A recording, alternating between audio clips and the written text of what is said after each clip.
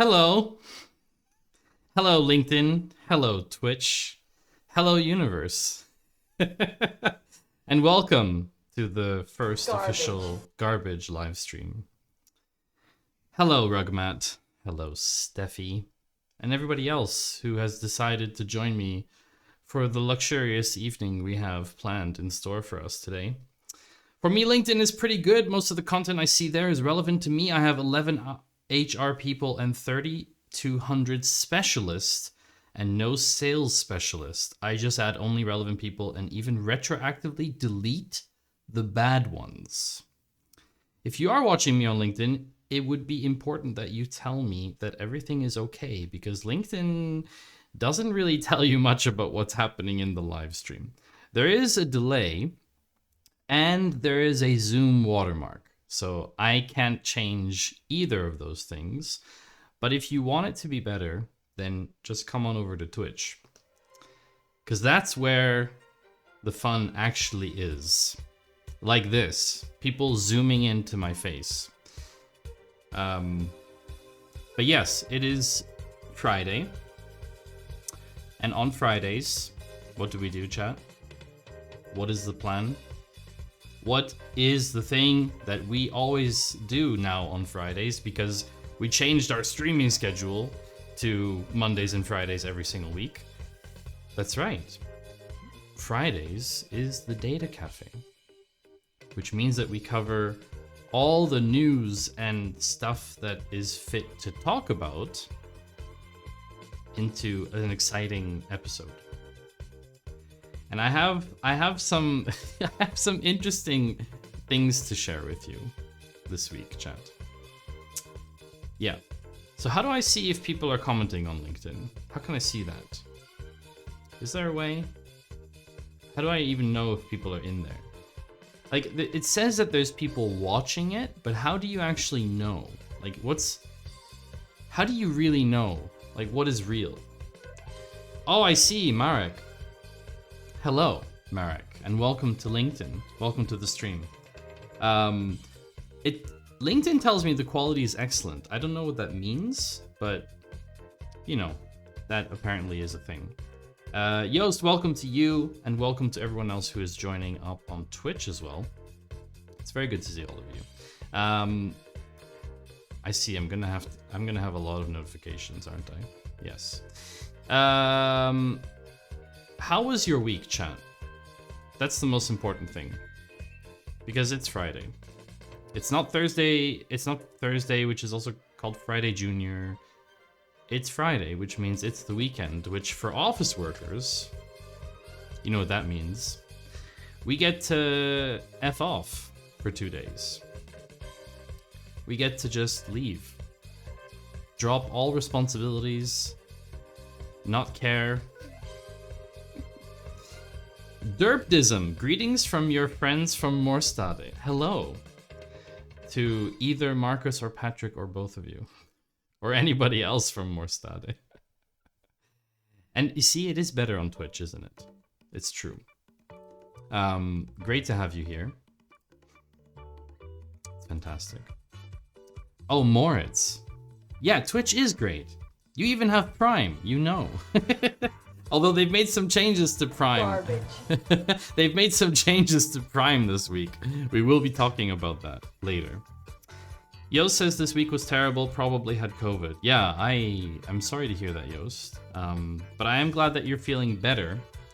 And if you would like to hang out with us during the week like Yost and so many of us do, then come on over to our Discord, because we actually co-work together. Maybe this is a weird concept for people, but there's a lot of people who actually remotely work, but then don't work together with their colleagues during the day. They're completely disconnected. And for whatever reason, culturally, a lot of colleagues don't want to hang out in calls all day, where it's just silent. So that's what co-working has become now in many, many Discord servers, including ours. So you saw my setup video and you are impressed. Thank you very much, Moritz. I tried to make a video that isn't clickbait and isn't just Look at me. Look at all my setup stuff. Look how much money I spent.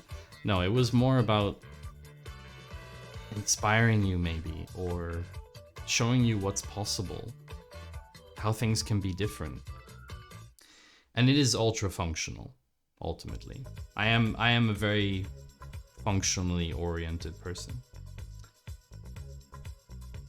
But my week was pretty good, chat. I'm going to share with you a photo of what I did yesterday. Because honestly, yesterday was one of the coolest days that I've had in a long time. Really, really cool. Your week was also good, Steffi. That's great to hear. Also, if you're watching on LinkedIn and you see these little parachutes, that's something we call the drop game. And the drop game is basically about trying to land your little character on this tiny little island. And you have to hit 100 to win a prize. That's what we've said. But I've started lowering the threshold because it has been 3 years, chat, and none of you have managed to hit 100 in the drop game. So we're making it easier. 0.1% at a time. Sorry, wait, 1%? Is it 1%? Now we need to do math. Is it actually easier? So normally the requirement would be for you to hit 100. But every single stream where it doesn't happen, it is going to go down by 0.01. So it is currently today at 99.99. Okay? Today's target is 99.99 or above. If you hit 100, you win as well. It was a recommendation from Jay Walter, and I think it is a very good recommendation. It gets progressively easier over time to hit. Yes, and it is pinned, Steffi. There is a pinned message for it. Although sometimes pinned messages don't appear for everyone, Rugmat, so you know, there's that. Forex, you were first today, by the way. Congratulations on that. So, yeah, 99.99 or above. You don't see a pinned message. Interesting, see? Here's the thing. That's the thing. Sometimes pinned messages just don't appear for people. You may have to refresh the stream or something. Anyway, why am I streaming to LinkedIn in addition to Twitch? Garbage. Because Twitch UI is garbage. No. Oh, you meant in relation to pin, yeah. The reason I'm also streaming to LinkedIn on Fridays specifically, not on Mondays, is because I feel like the LinkedIn audience is missing out. They're missing out on a lot of the discussions we're having, a lot of the debates that go on Fridays, when we talk about these various news articles and things that are happening. Because you want as many HR professionals as possible to write to you. No, I don't have many HR professionals in my network. I do have some, because I used to work for a recruitment company. A long time ago. It was my first job after the military. I was not a recruiter, I was a tech person, but I worked for a recruitment company. So I did network with a lot of HR people and recruitment people. However, I have not been propositioned in LinkedIn DMs very often. It happened this week, funnily enough. I was propositioned in the sense that I was sold, not hard, but soft. I was soft sold a product, and I just politely told the person that I was there to make meaningful connections with people whom I actually have a conversation with, virtually or physically. And if that person and I don't have a conversation, then I remove the connection. It's that simple. So I kind of follow a similar strategy to you, Forex, and maybe many of you in chat. Is that your strategy for LinkedIn chat? Wait, First of all, how many of you are even on LinkedIn? That's the real question. Because maybe none of you are even on LinkedIn. Maybe we're talking about a fictitious situation, you know? None of you even know what LinkedIn is. Because you're Twitch people, you know? It could be. It's possible. Where did I leave the messages? You were young and needed the money. You could say that about a lot of things, Yost, but I chose the job because I didn't have other choices. Which is a choice in itself, right? Steffi is not on LinkedIn. How do you get your job if you don't do it via LinkedIn? Do you just do traditionally like via job board and stuff? Is that like the way to do it? Is that how people do it these days? If they don't use LinkedIn. I was one of the first 2,000 users of LinkedIn. What? Yos, that's not true. Don't tell us things that you can't verify. Can you actually provide evidence for that? Can you provide real hard evidence that you were one of the first 2,000 users of LinkedIn? Otherwise, I don't believe you. They emailed me a number once. I guess you're going to your emails. Okay, I eagerly await your DM. I eagerly await your DM. My phone is right here. I'm waiting. I eagerly await your DM. But that being said, yeah, I had a great week. I've been working a lot more intensively on finishing up my project at work, which I've talked about before a little bit, but now we're in the end stages of that project, and that's very exciting. And I had I was at a conference on Wednesday. I went to a conference that was hosted by Google in Zurich for the day. It was a kind of what do you call it? Just a generic kind of data conference. It was quite vendor heavy, but it was very useful. I did a 2-hour session on data modeling, like a workshop with about 20 people. Juliana, hello! Juliana is a good friend of mine over on LinkedIn. I don't think Juliana's on Twitch. You're not on Twitch, are you? And the thing is that LinkedIn has a little bit of a delay. I think it's about 12 seconds. So if you don't want a delay, if you want to have better interaction, real-time chat, all that jazz, then come over to Twitch if you want. It's not a requirement. Wednesday was not yesterday. Yesterday was Thursday. Today is Friday. Tomorrow is Saturday. That's how the days of the week work. So yeah, Wednesday I went to this conference. I saw a lot of people that I knew, which was really nice, but I also met new people as well. I had a good chat with a old friend, actually, that we haven't spoken in like 6 years or something. So that was quite nice. It's good to see you too, Juliana. I'm glad that you're able to join over on LinkedIn. I hope the quality will be acceptable, but LinkedIn is telling me that it's like 4,000 kilobits and stuff, so it's all good. So the conference thing, the thing I went to yesterday that I posted about Discord, in Discord, Steffi, was actually not a conference. But I'll come to that in a second. I'm going to show you a photo. I'm going to show you a photo of that, actually. No, so Wednesday was this data conference, and I made a joke, which I also posted about on LinkedIn, actually. I joked about getting a cookie from Google, because we were in the Google space, and they had cookies, and they were divided in half. They had cut them in half, straight down the middle. And I took a picture of the cookie in front of the Google office, and I said, Google gave me a first-party cookie to eat, and it was delicious.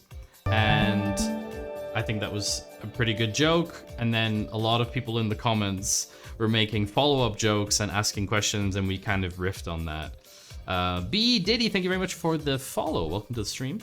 Good to see you. And it was kind of funny because, you know, the cookie was halved, and then someone asked, you know, did you take it out of the building? I said yes, and technically that becomes, you know, you're not allowed to transfer cookies outside of, you know. Anyway, all those like nerd jokes, you know, those do really well on LinkedIn. People like that. And I think sometimes you just have to have fun. Don't take everything so seriously, right? Which is it's my motto. As Panther always says, I'm so relaxed, I'm so chill. White Panther is our stream team lead here on Twitch, if you're watching on LinkedIn. Panther always says I'm like one of the most relaxed, chill people that she knows. And I think it shows. It shows, yeah. Oh, I have received a DM. I've received a DM from Joost. Did you know that Bold-bearded... Did you know that Michael Jolly is... not relevant clip. Head clown at his circus? Joost has provided evidence that Joost was indeed member number 1706 on LinkedIn. Wow, that is incredible.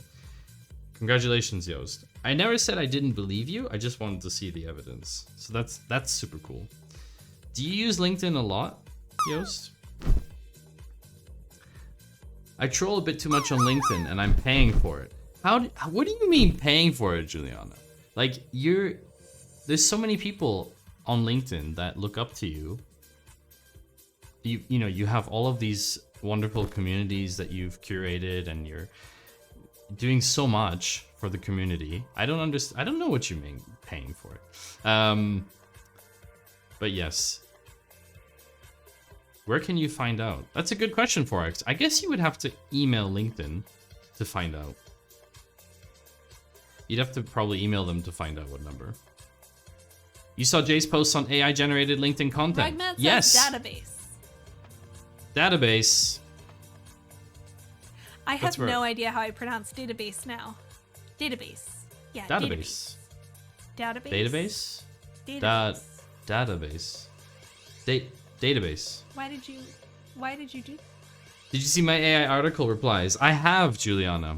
I have.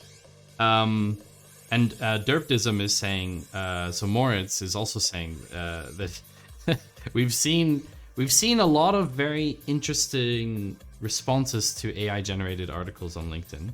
My favorite one, which I haven't posted yet, I'm waiting for some stuff to die down. But I've prepared a series of comments on some of the articles. I think you will enjoy them. Oh, people reported you. Oh no. I might get reported for mine as well. But basically, I will take the entire article, put the article into ChatGPT, and then ask it to generate for that section an answer. I'm just feeding a loop. I'm not doing any work myself. I will literally just feed the loop. That's it. A database is where Finite stores his jokes. Yeah, exactly. So if you have any questions, this is a live stream. This is not a webinar. So if you have questions or you want to say something, then just say it. This isn't 45 minutes of me explaining something like Salesforce does and then taking 5 minutes of questions afterwards. It's not how it works. Live streams are interactive for a reason. This is the real stream. It is. You are currently watching the live stream. You are. This is actually live right now. The irony is, of course, if you watch this on LinkedIn later or Twitch, and you'll think it's live because I'm saying that it's live. You know, isn't that confusing? So yesterday, Thursday, I had a great time chat. My company organized a small event for us, and it was like a kind of kickoff event for the year. And it was centered around expression and figuring out what things mean. And we were taken to actually, I don't know the word in English for the location. It was like a water treatment plant, but it's been shut down for a long time.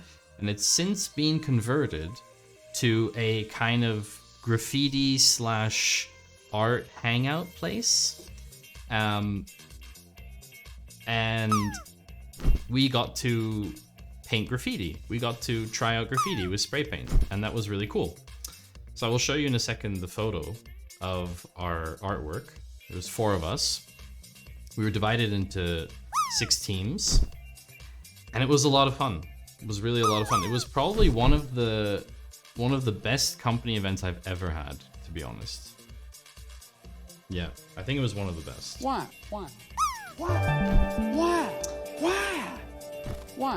Geek Ledger, thank you for the follow and welcome to the stream. If it is your first time here, indeed. It could also be not your first time here. It's possible. Juliana is putting recipes on AI articles.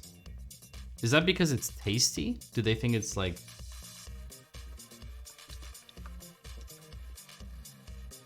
Is it more attractive for the AI to read about like roasted zucchini and pickled cucumbers and stuff? But anyway, so let me show you a photo, and I would like you all, so each, maybe just for explanation. So we were divided into 6 teams. Each team got a wall.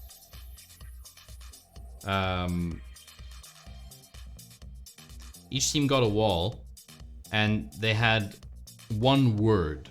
I can smell the creative juices. Yum, yum, yum, yum, yum, yum, yum. Exactly. We were divided into 6 teams, and we got one word each. Okay. So let's just say we were team E. Doesn't really matter. We were one of these 6 teams, and I would like you to guess what word you think we got. It was. I'll give you a hint. It was an adjective. No, wait. No, it's a noun. Sorry. It was a noun. So let me show you the photo, and hope my stream doesn't crash.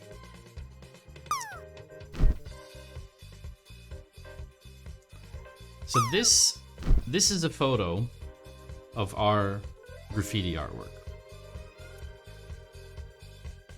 By the way, this says, if you can't read it because it's too small, it says "Very comfy."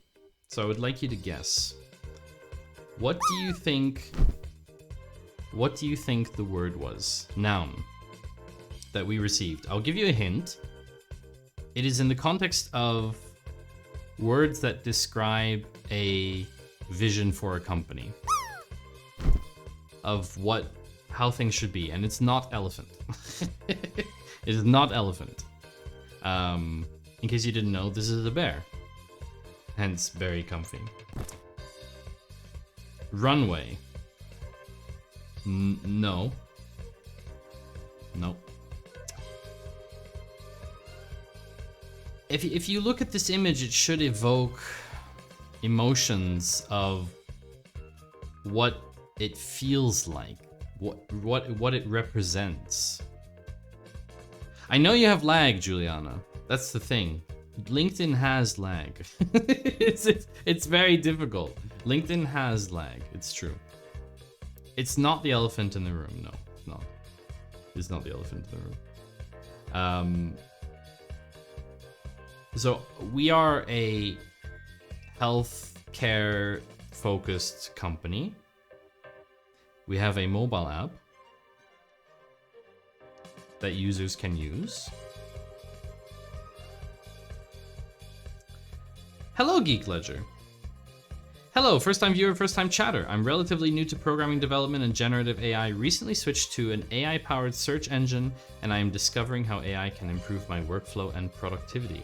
Oh, interesting. Very interesting. And your favorite food is pizza. We were talking a lot about pizza today, actually.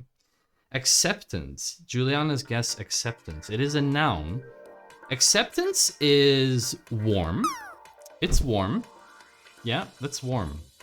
We had a corporate event too. Said it was to avoid the stress of an online meeting for the day. The result was that the event was not a success. Lots of stress, lots of people crammed on top of each other. Heat, noise, and poor event organization. Found corporate ENPS dropped by 30%. Yikes. Not successful. We had a very, very well organized event, but we are also a team of 30 people. So I'm not saying I'm not saying it's easy to do that, but it is more straightforward to organize an event for 30 people than for 500, right? Also given what we were doing, so one of the things we aspire to be as a company is the key to this, because it's one of the 6 things that we want for our app, or I should say we want users to have, or partners to have, for this app. In our word in particular refers to users, the end users of the app, and I will reveal the word for you. I hope I can spell it correctly.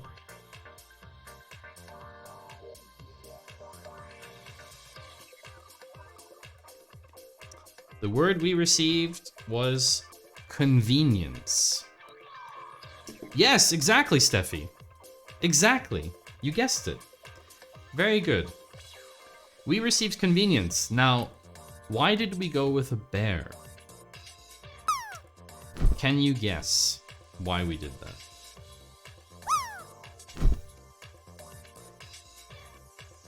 There's a very simple reason, and if you look at the background, you might understand why. It makes sense.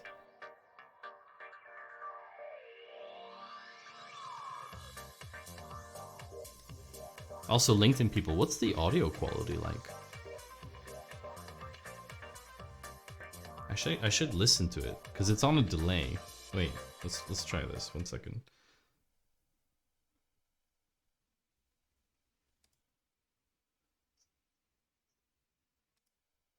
Oh. Okay. Wow, that was actually pretty good. Because of Cereal the bear? It's the most common stuffed animal that children have. It makes them feel good. Yes. So it's related to feeling good. But specifically, so the reason we did this, I'll show you. This background that you see in the background here, right, is a very, very simple representation of time. Okay?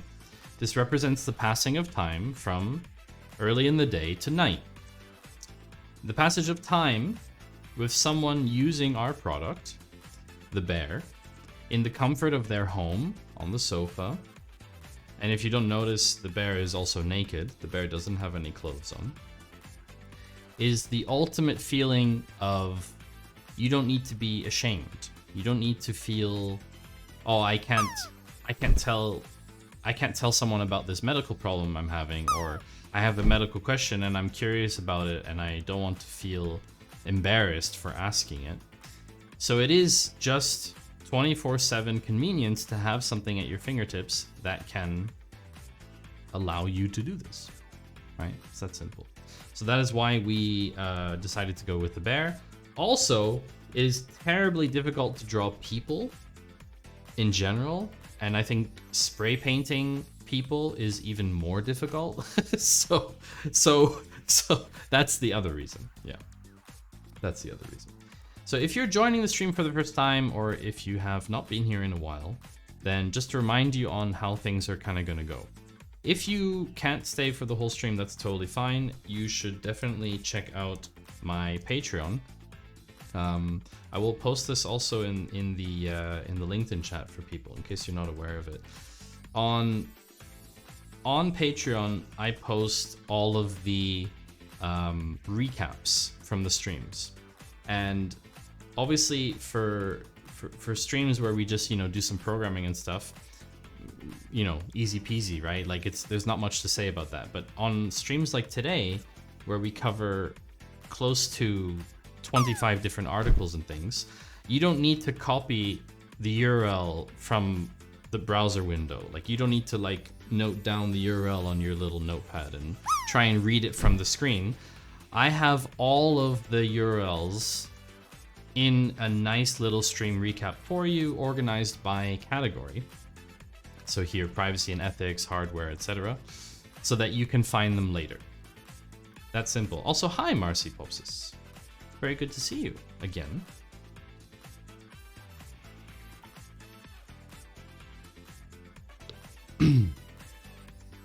So yeah, easy peasy. I love that different work environments, such as working from home, is being normalized more, but I miss coming together as a whole company and feeling the electricity in the air when the CEO gets in front of everyone to talk about the vision or the direction of the company. My current job doesn't do those kind of company-wide events anymore because of logistics, and I miss it. Oh. That's a very challenging question. Or it's a very challenging topic, right? Because on the one hand, with the push towards hybrid or remote, it's become easier for companies to hire all over the world. You get people in 17 different time zones. And honestly, like, that's great because it gives people access to knowledge and work and career progression that they might not have had access to earlier. On the flip side, it means that the logistics of things become quite complicated. And I think I've seen a model where I think my favorite approach is that there are these kind of weeks throughout the year at some kind of cadence. It doesn't really matter what it is, but throughout the year, there's always like these weeks where the whole company comes together. And that you don't just like spend it, you know, playing tug of war or something and doing other kind of, you know, team building exercises. I think it's really important to use that time to actually work together and not just a social gathering. But as you talk about Geek Ledger, really feel that connection with others and form those bonds, because that's kind of the point of a company, right? Otherwise, we're just a collection of freelancers working on projects, you know? Like, if there's no special attachment to other people in the company, you might as well just be a contractor, you know? Also, hello, Finite Singularity. Organized for you. Yeah, exactly. Organized just for you. And anybody else who needs the organization.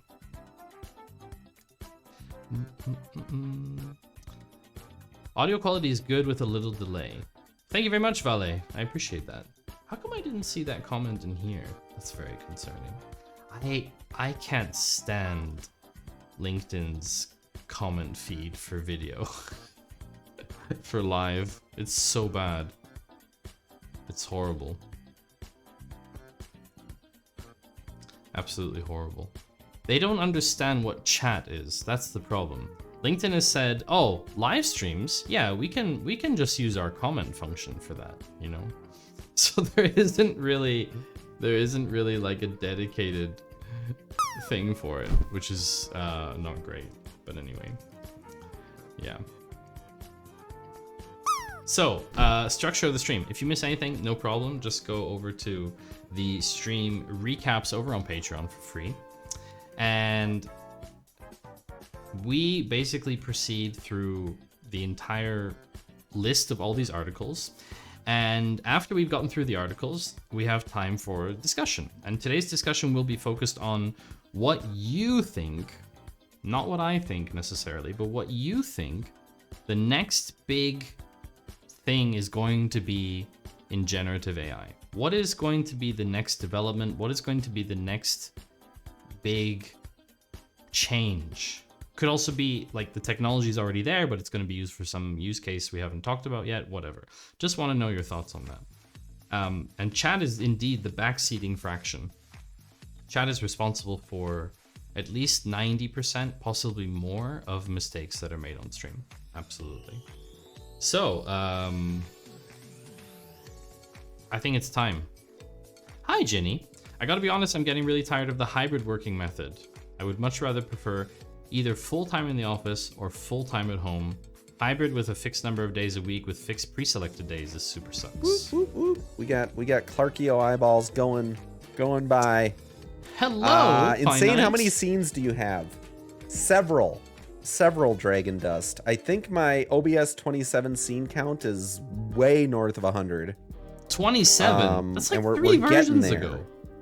We're getting That's there like 6 haircuts in White Panther with this currency. So, okay. So in the Matrix scene... It's fine. You need to clean up your clips. You need to clean up your clips. Also, Ginny, I agree with you that fixed days a week of like when you need to come into the office, I don't think that's a very good decision. But yeah, we will definitely talk about this. There's an article I should say, there's a video we're gonna watch together today on this. I think that's a great, it's maybe something great to start with. Maybe we could start with it. Maybe we could start with that. I mean, it's not in the, it's in the startups and tech category. So we'll get to it eventually. We'll get to it. Oh, I love it. I love it. Good clip. That's a good clip. That's a good clip. High-fiving yourself. I can't do that. I'd have to like, yeah. And then I'd have to have one of you clip that. And then I would have to do it the other way. No, wait, it's this way, isn't it? Woo! No, here, right? Woo! Nice. So if you clip that, and then I turn this way, that might work, maybe. Who knows? That is like 50 JavaScript frameworks. So anyway, how do we start streams? There's something that we have a bit of a tradition now of how we start streams. People on Twitch, they know, but people on LinkedIn, I don't think you know. I don't think you're aware.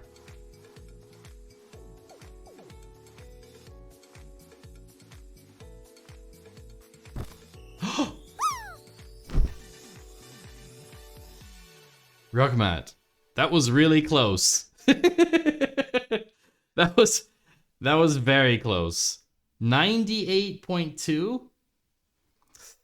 A couple streams, and you would have been in it. You would have been in it. Unfortunately, you do not qualify. I personally like the hybrid model because it works for my particular field. I'm a CNC machinist, so 2 days a week I'm at home programming and designing 3D models, and 3 days a week I'm in the shop actually printing and machining. Though I understand I'm in the minority as a white-collar, blue-collar hybrid worker. Yeah, I mean, anything where you do something with your hands, you know, like my partner, she works with children. So, woo! No, we're on the wrong scene, Steffi. We're not ready for this yet. No. We're not ready. Like if you work with children, like if you're a teacher, right? You work with kids. How do you want to teach remotely? Especially young kids, right? Not gonna happen. It's just not possible. Only 179 more streams to go. Exactly. There you go. I like that you're looking positively at it. We have not done the marmalade of the day, but actually what Yost is referring to is our tradition of the meme of the day. I was gonna say the meme of the year. And today's meme, Chad, I have honestly, like, it's not an official meme in the sense of a meme, but it is a meme, and I'll just circle. Sorry, that's too far over. It's probably like here. So this is what you're looking at.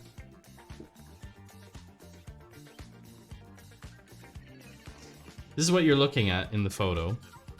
And I will translate this for you. For those of you who don't speak German, this is a post from the Swiss, the city of Zurich police force, okay? Official account. Posted, heading into the weekend at full throttle, like this bird of prey recently on Herzogenmüllerstraße. To the ornithologists among you, any relevant information about the incredibly fast animal is welcome. So yes, a bird tripped a speed camera. Which is so cool. Like that is really fun. I think that's really funny. And this came up earlier this week or last week. And I thought it was very funny, so I wanted to share it with you. So that's a meme for me. This is a meme, you know. Bird of prey. Is it a hawk? So there were some comments on what it is. Someone generated like some, you know, Gen AI picture of a bird being held in prison.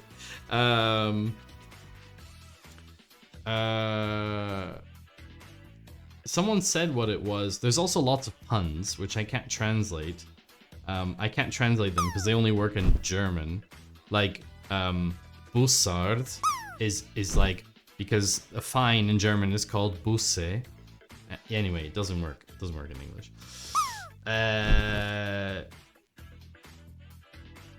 Yeah. Anyway, there are some hipsters in there who say what bird it is, but I can't really tell you what bird it is. I don't know. It's not from the Mem Valley in France, so it's not official. I'm sorry, Yos, is there a place in France called Meme Valley? Where do you live? I live in the Mem Valley.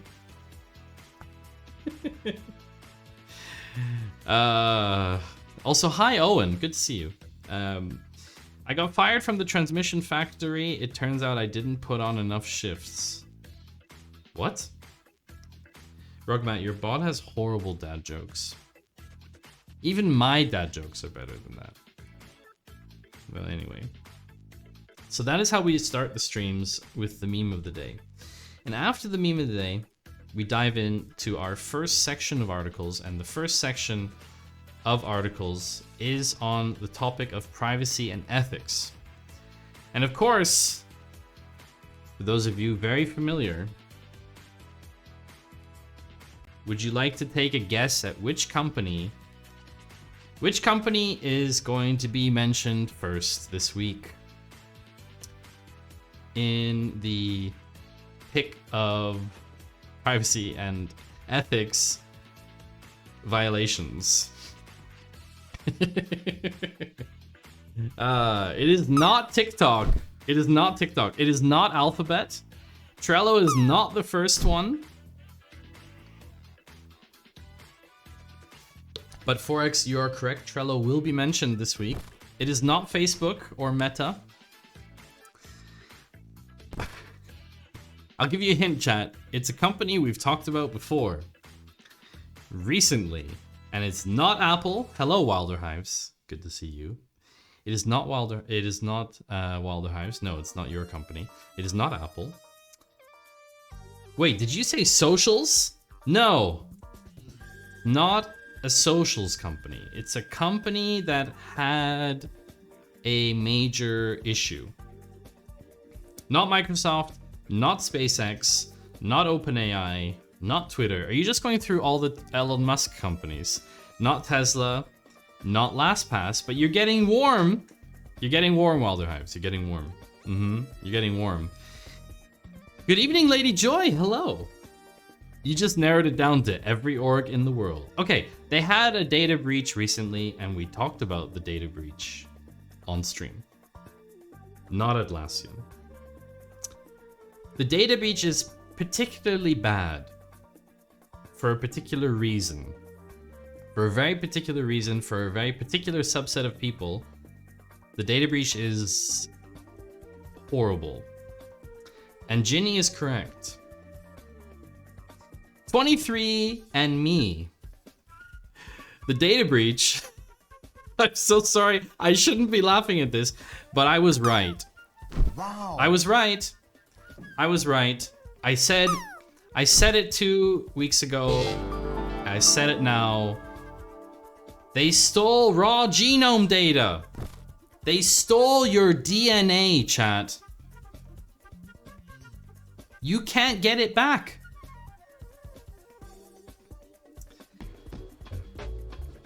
Hello, TG. TG Khalil.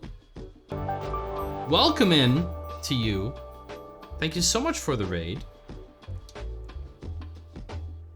For those of you watching on LinkedIn, a raid is when another Twitch channel ends their stream and they send all of their viewers to us. Your cat is playing. Cat videos do really well on the internet. Oh, sneezes! So many sneezes. Okay. Looking for ghosts.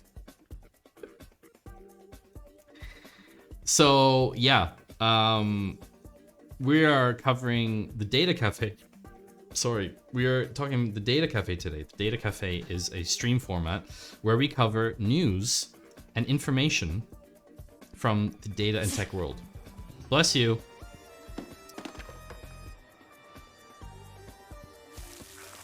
Ow, that's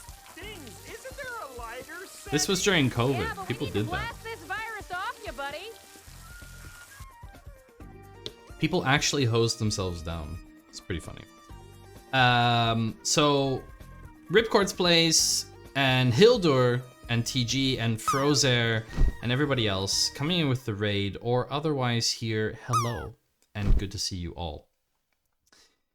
We were just talking about 23andMe because 23andMe had a data breach. 23andMe had a data breach last year for 5 months. Hi, Stony. 5 months. For 5 months, they were compromised, and they didn't notice. And then, they decided to disclose it later. Take care of yourself, TG. Thank you for raiding. No worries.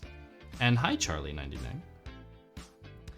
Also, Ginny, you just get, like, congratulations for being correct. You don't get a prize for that. You don't get a prize for that. So, originally, what they said is, none of the data you lost was in any way DNA data, right? It wasn't genome stuff. It was just, you know, it was just ancestry linkage and stuff. Like, it wasn't anything significant. But now, sorry, this is almost a year after the breach, okay? I just want you to be aware of this. April 29th was the first day of the breach last year, okay?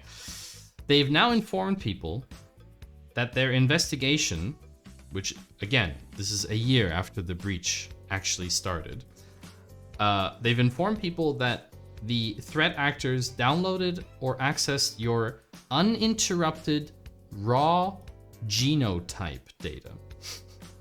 I don't know about you, chat, but that would scare the bejesus out of me. And I'm not even religious. Because I honestly don't even know. We would need to get someone on stream to talk about this, who is an expert in this. But I feel like if you have access to someone's raw genotype data, you can literally, you can do all sorts of damage, I believe. Maybe at a lot of cost. Maybe it costs a lot to do, but the damage is huge because you can't change your. Oh, well, maybe you could use CRISPR to like edit your genome and then I don't know. Anyway, it's bad. The point is, originally they said it wasn't so bad. Yeah. They may have also gained visibility to affected customers' following information if shared via the DNA relatives feature. So on top of that, if you had opted into this DNA relatives thing, it would even tell the threat actors who you're related to. Like ancestry, which chromosomes you and your relative had matching DNA for, birth locations, family names, locations where you live, everything in your introduce yourself section.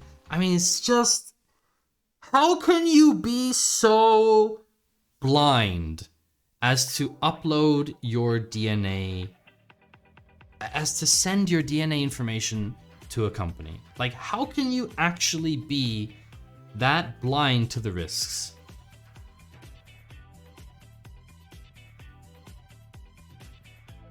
I don't get it.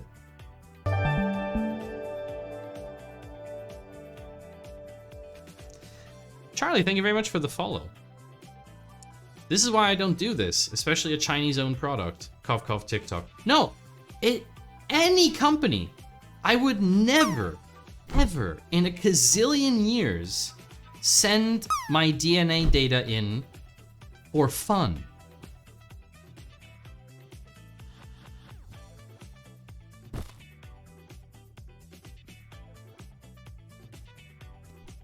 I have no comment on this. To be honest, we don't really live in a world where we have magic and people can kill or control you if they have a drop of your blood. Well, I don't know what's really possible, Ginny. I'm sure that it is... I'm sure that you are more compromised than you were before. by having your raw genotype data and health reports out in the open. Hello, Cypher Enigma, and thank you for turning off my lights. But yeah, you know. Oh, I see, because people don't know what's possible with it, so they also don't really think there's a risk to it.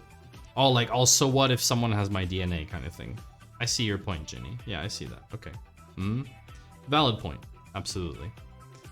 That's why we're talking about it here, isn't it? That's the whole point. We talk about it here so that people are aware and don't do it. Don't use these services. Like, what is the upside? Why is it important? Honest question. Why is it important what your ancestry is? Like, do you need to know that you are 13% whatever from wherever? Like, do you care about like absolutely invisible boundaries drawn on a map? Like, is that something that you really care about? Because it seems like a really absurd thing to care about to me. Oh, I really care about if my ancestors were 1.5% Irish, because that will affect all of my life decisions. I just don't understand it. The problem with this is you don't even have to do it yourself. If a relative of yours sends their data in, you're potentially already harmed. Yes, exactly, Lady Joy. That's right. Which is why I got rid of all my relatives, so that that doesn't happen. Problem solved. Easy. If you get rid of all your relatives, then you don't have to worry about that happening. Right? But do you know my real name, Maddie? Yeah, your name is Stony Eagle. Stony Eagle. First name, last name. The idea that someone is going to grow an eyeball or a finger from your DNA is so sci-fi. No, I'm more concerned about the health reports part. I'm more concerned about someone having access to like health reports. And using that for extortion. Not on me specifically, but there's, you know, I don't know how many people are affected in this breach. How many people were affected? 6.9. 6.9 million, okay? 6.9 million people. In that 6.9 million people pool, there are undoubtedly some people who are famous in some way. And honestly, if I had health data on them, I would extort them for money and otherwise make it public because it might endanger their careers. They might be politicians, they might be CEOs of big companies, they might tank their stock. I would maybe like go long on a stock and then, you know, short a company's stock. Like there's lots of things you could do with this information that isn't directly science related. Like, oh yeah, now I have people's blood. Super evil kind of thing. I think that you can really affect damage in different ways. I have to catch up on chat before ads. Some people use it to find lost relatives, which I think is a valid reason to use the services. But there are other ways to do that that are less harmful. Okay, interesting. Yeah, lost relatives. Doesn't it also tell you the likelihood of getting certain diseases? Yeah, but okay, it's just all probabilities, Yost, right? You can go to a doctor for that. You don't have to send it into some company, you know? Some people very well might. I do care somewhat, and I know adoptees and possibly refugees who've lost connections with their past may want to know. Okay, sure. Yeah. Yeah. Okay, I could see that now. Yeah, I could see people coming from that background. Yeah, okay. Yeah, but that's not 6.9 million people necessarily. And no, I didn't confess to getting rid of anybody, obviously. Realistically, only certain sequences in DNA are looked for. They never do a full analysis. It would take years. So even DNA data won't be complete, and even if they had all the DNA transcribed, it wouldn't tell you anything.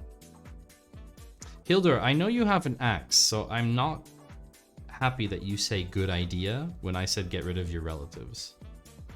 That's concerning. Eagle Stony.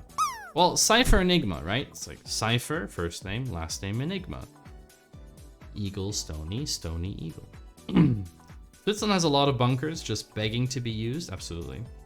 Honest question, is that a thing that's popular to know outside of the USA? This is where your whole ancestor mix. I've only heard it from people in the US. Honestly, Charlie, I don't know. I mean, here in Europe, I don't know anybody who's actually used a service like this. I also think, right? I also think the whole like attitude towards nationalistic identity or whatever you want to call it is very different between Europe and the US. So different. It's so different. Yeah, so different. Hello, White Panther. You were waiting for 8 p.m.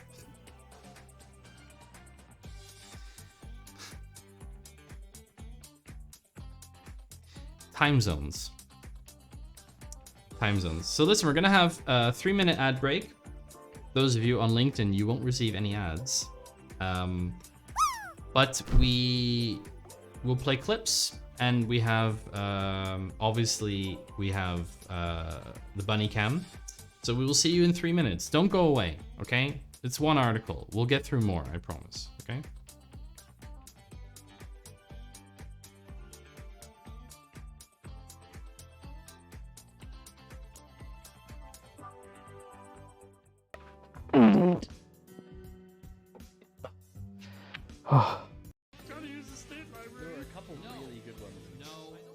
What's that, 11? This is 12 now. Are you happy with yourself? How many is that?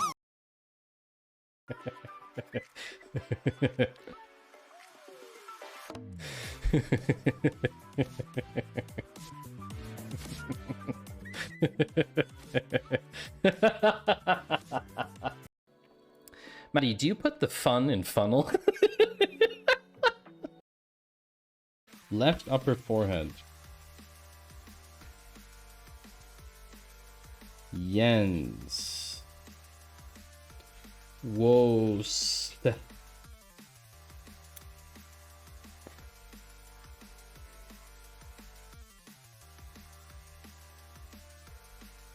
Excuse me.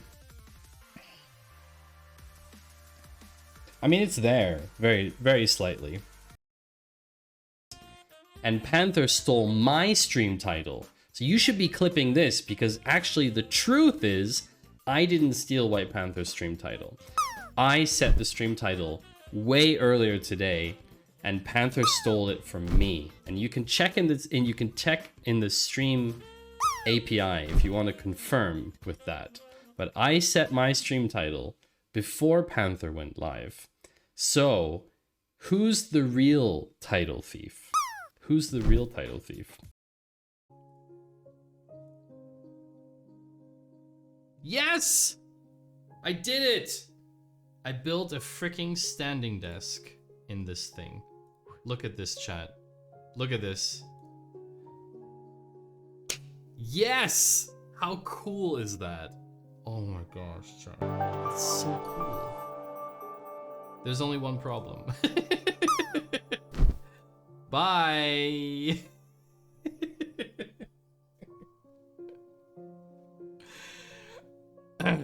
It's not a problem. Do you think this is fake? Do you think this whole thing is fake? How dare you? You is fake! Good throwbacks, chat. And throwbacks are very important because, chat, the quiz is all about knowledge of the community. So if you remember, the more stream lore you remember. That's right. If you clip, I will thank you for clipping. A clip, and a clip. The short version, Tukes, is you should 100% pursue something. That's a problem. Ingvar Kamprad, Emtarjard Gunnard. Cool story, by the way.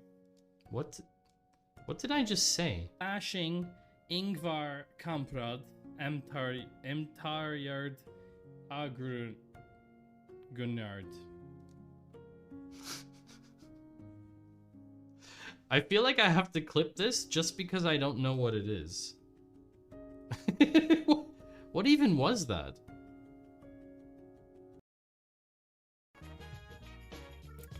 Just force quit the stream, install the plugin, and restart OBS within 90 seconds, and the stream will continue.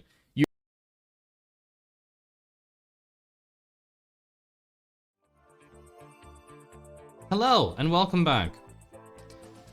We are no longer playing clips. Are we still live on LinkedIn is the question. Garbage. LinkedIn people, save us. Does LinkedIn tolerate streams that...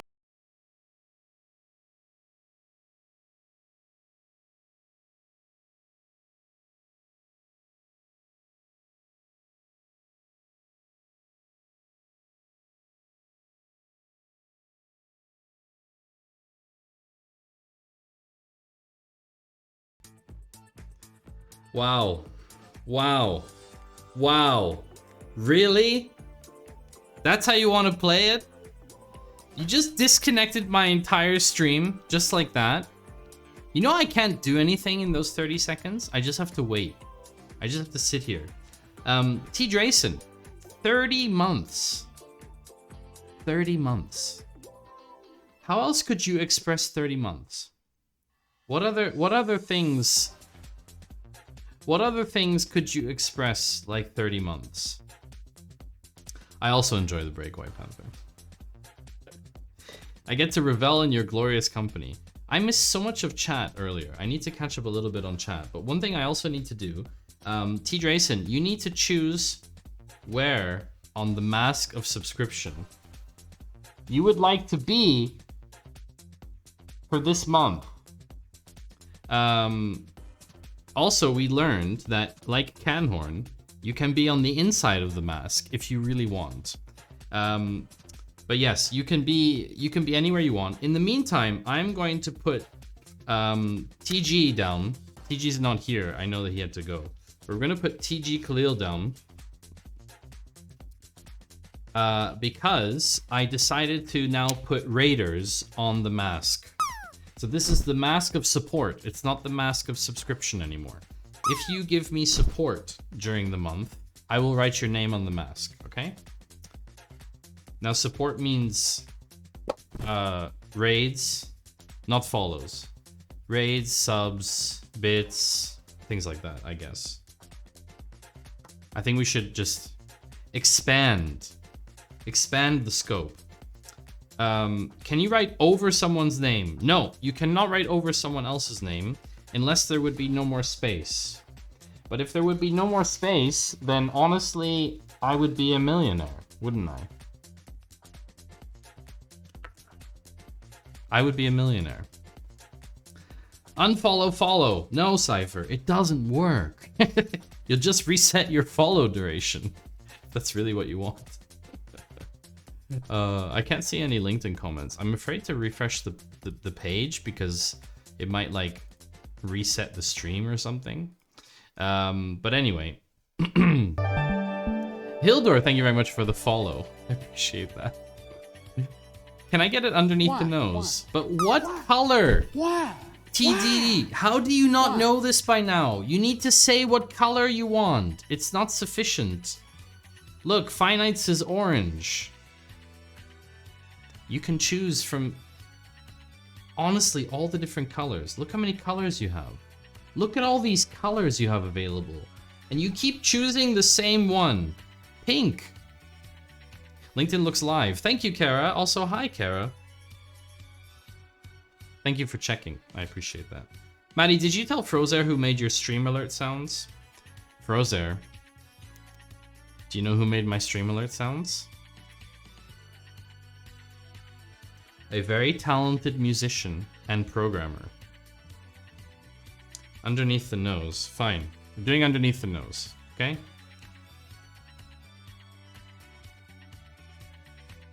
Really?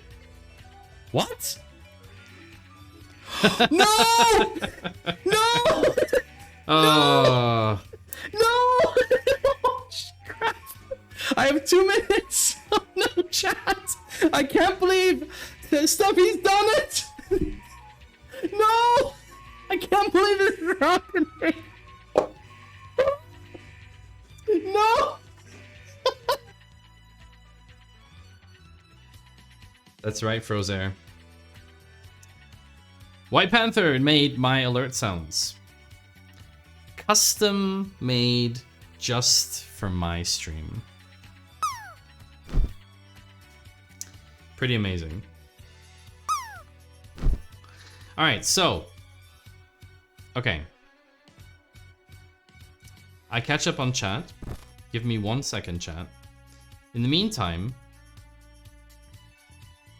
tell me what company is going to be featured next in the privacy and ethics section. I'll give you a hint. It was a company you guessed earlier, but it wasn't the one that you think it is. What is this? No. So What? I don't know if we can go deep enough. Oh no. It's. Oh wow, look. Oh no. Played the same meme at the same time. No.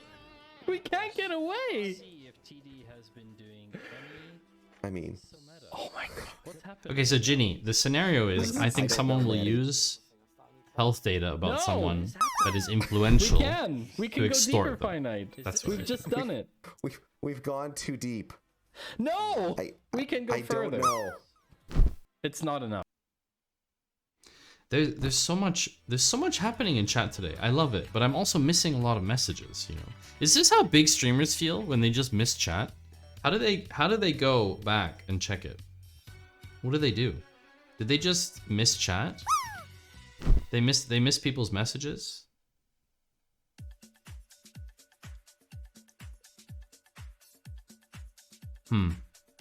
We're apparently 4 people, by the way, watching Panther on LinkedIn. I don't know how accurate LinkedIn's statistics are, but that would be enough to get affiliate on Twitch. Just saying, on average. Some disease and genetic conditions cannot be diagnosed without genetic testing. That's true, Wilder, yes. Hilder is mostly harmless. Aren't we all? Aren't we all? It's okay to take years. They could still sequencing on the cheap rate cloud. That's true. DNA won't change. They could take like 5 years to do this. Yeah, that's true. I did the DNA testing. I regret it. I didn't learn anything new. I'm 100% white with the majority from England and Scotland with some ancestors moving to the American South. I don't know how they know that specific detail. Interesting, Geek. Interesting, Geek Ledger. Frozer, does anyone have the link that Maddie's been working on to document Twitch? Oh, thank you for pasting the link for that, Panther. Streamer Wiki, yeah. !SW if you want that link fast. And I indeed I got a haircut, yes. I got rid of excess weight on my skull. Most important thing. So, I'm almost caught up. 90 million SQL queries. For what? 300,000. Oh no. I'm so sad when I was gifted my sub and I didn't notice, so you're not on the mask. Wait, Lady Joy, when were you gifted a sub? Were you gifted this month? If you were gifted this month, then you can get on the sub, on the mask. Of course. Of course. But you're not subbed anymore. Ah, true. True. Okay. Okay. I'm almost caught up. Almost caught up. Cypher, what did you make? You made something? What did you make? So anytime for some artist contract work. I think Panther is very busy. Panther sees all chats. Oh gosh. I know a streamer who's 2 hours behind chat, so only responds to chat messages like 2 hours after they've been said.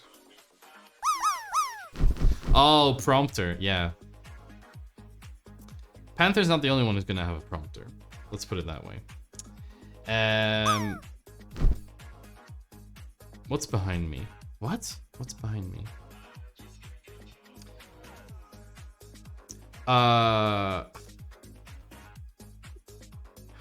Okay, so Cypher.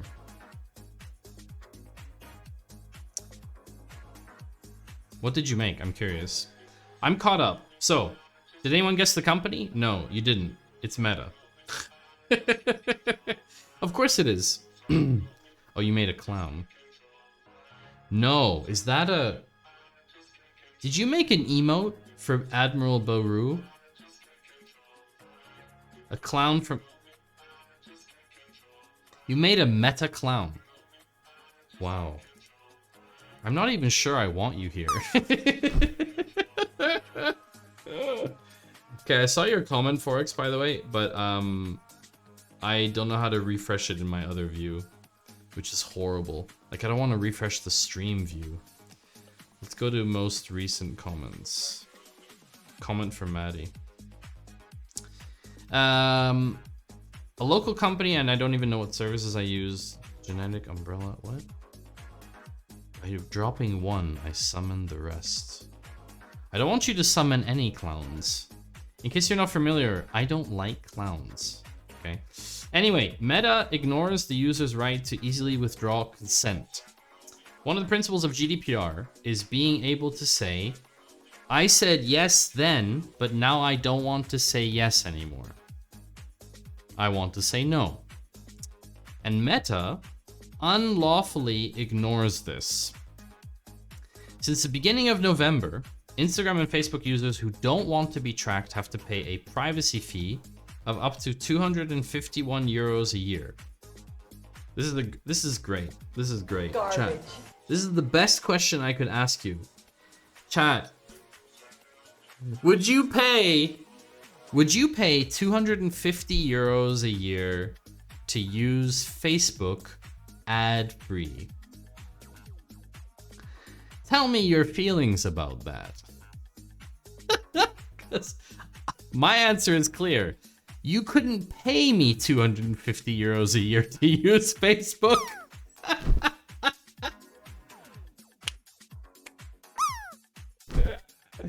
Get out of here.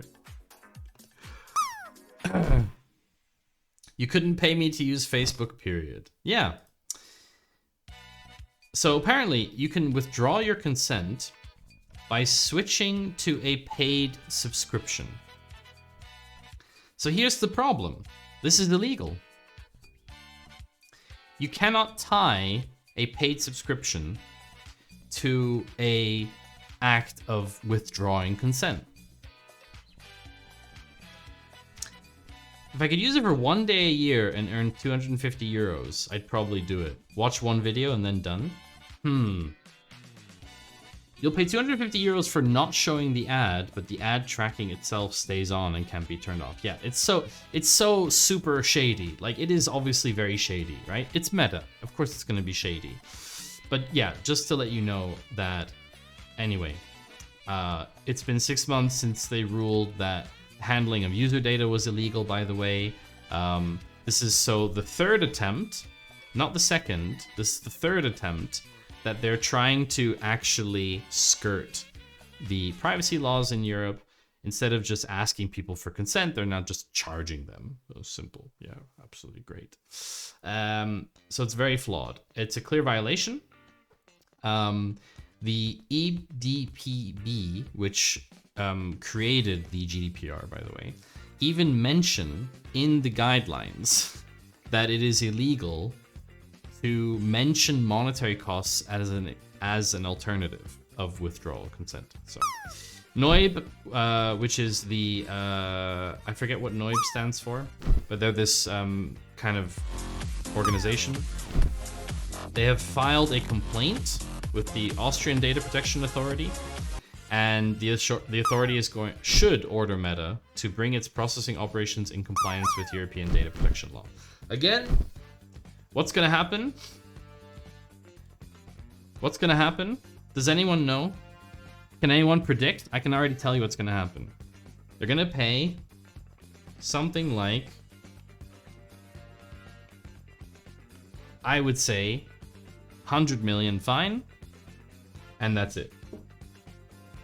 I don't think anything else can change. That's what I think. Totally not related, but I read recently that Apple's now going to charge 50 cents for each first annual app install over 1 million. Yes, Prozair. There have been some changes to Apple's App Store because of DMA, which we're going to talk about as well. Specifically, actually, in a few moments.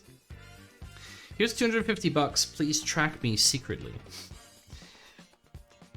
Yes, and Panther, it does sound a bit like, pay me $250 and I won't, you know. None of your business. But only in the EU. Yeah. So I have a really interesting article for you, and this could be helping you think about what is next in the whole Gen AI space. Because there's a lot of potential for abuse, as we know. And what came out of the US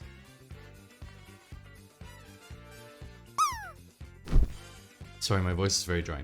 What came out of the US earlier last week is that Congress is introducing new bills to protect celebrities. Ben, thank you very much for the follow. I don't know about the rest of your username. If you have a preferred way for me to call you, then let me know. But yeah, Congress is trying to stop AI nudes and deepfake scams. Obviously because celebrities are scammed. Us who are normal people who are not famous don't get deepfaked. Obviously it would be very easy to make a deepfake of me because, well, there's hours and hours and hours of public video footage of me that you could use to train on. But Congress has decided to concentrate on celebrities. And if you've ever been on any social platform recently, you probably noticed weird ads. Like we get a lot of like Roger Federer, Elon Musk style ones here in Switzerland with like weird overdubbing where the lips don't match the audio and stuff. Do you see those, chat? Have you seen those before? And there's like, oh, like I've just found like some crazy method to earn more money, blah blah blah. And obviously it's just pure scam. It's obviously pure scam. So yeah, it's a pretty weird thing that these companies aren't able to detect them easier. But basically Congress wants to just kind of combat it, legally speaking. Passive income, yeah, exactly. I have a good rant about passive income, Cypher. I think you know about it. Of course you have access to passive income when your father gave you $250,000. So, yeah, they want to introduce legislation that combats deepfakes. But here's the thing, how would you do this? So they have this bill called the No AI Fraud Act. It was introduced by 2 representatives, and it will establish a legal definition for something called likeness and voice rights, which will basically ban the use of any deepfake technology for non-consensually mimicking someone else, living or dead. And here's the problem. Does anyone see something like potentially problematic in this, you know, in this sentence? Specifically, maybe like the part where they say dead, and maybe the part where they talk about consent.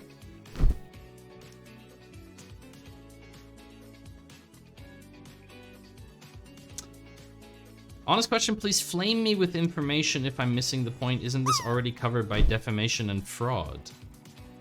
Well, this is the thing, because not all deepfake is defamation or fraud. That's the issue. Some deepfakes are not for defamation or fraud, but for comical entertainment, for example. Now, the problem is that if someone's dead, you can't really get consent from them anymore, can you? Currently, dead persons are not protected under the GDPR. Well, this is the problem. How do you get consent from someone who's dead? Especially when, okay. Imagine this scenario. Someone died here. The law was only created here. They have no knowledge that the law even existed or came into existence. You could argue, if it was the other way around, that the law was created here and someone died here, you could potentially argue, oh, they might have had knowledge of the law, right? But of course, yeah, just dig them up. Easy. Easy. Exactly, Lady Joy. Just dig them up. Ask them. D&D style. You get 5 questions. Easy. Raise the dead. But it is very difficult. It's very difficult. I don't know why they included this language. But apparently they want to also cover people who are dead. Because effectively it just bans it. But again, they've included the combination of non-consensually mimicking. It means that someone who's dead would have to have had a will that explicitly allows... I don't know. It's weird. Anyway, so every individual has a property right for their likeness and voice. Yeah, some kind of power of attorney thing. Exactly, Ginny. So everyone has a likeness. And, you know, this would specifically also target things like AI-generated songs in the style of Drake or The Weeknd or whoever your favorite artist is right now. It also targets specifically deepfake porn, which is a very big problem. Not only because, well, it can generate porn from people who didn't actually create adult content in the first place, but for people who do create adult content, it removes part of their income. Because if you can just generate more material on the fly for essentially for free, then it's endangering their income. So that's also a powerful reason for insisting on Intel Inside. Forex can still talk to dead people 5 days after they die. The only problem is they don't answer. that's pretty smart. So yeah, this is basically a companion law to something else that was being introduced, which is the No Fakes Act, called Nurture Originals, Foster Art, and Keep Entertainment Safe Act. No fakes. The new bill was also introduced the same day as another measure called the Ensuring Likeness, Voice, and Image Security Act, the Elvis Act. And what I'm noticing is a pattern that basically they just want all of their acts to be really cool acronyms. They don't care. They don't care if the name actually makes sense or not. They just want it to be a really cool acronym. Like Elvis, or No Fakes, or No AI Fraud. So yeah, I'm a little bit peeved about that, chat. You're right, Vale. Technically the person could give consent or not give consent before death. Of course, the thing is that they would have to know before death that they have to give consent, kind of thing. Not so straightforward, I think. Anyway, question to you, chat. Do you think that this can be solved? Do you think that this topic can be solved legally?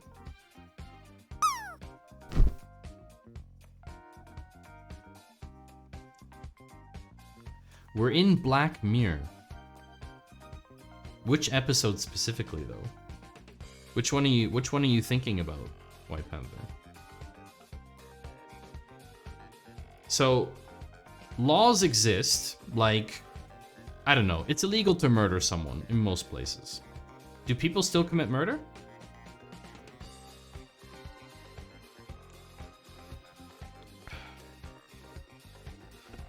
People still commit murder, despite the fact that it's illegal.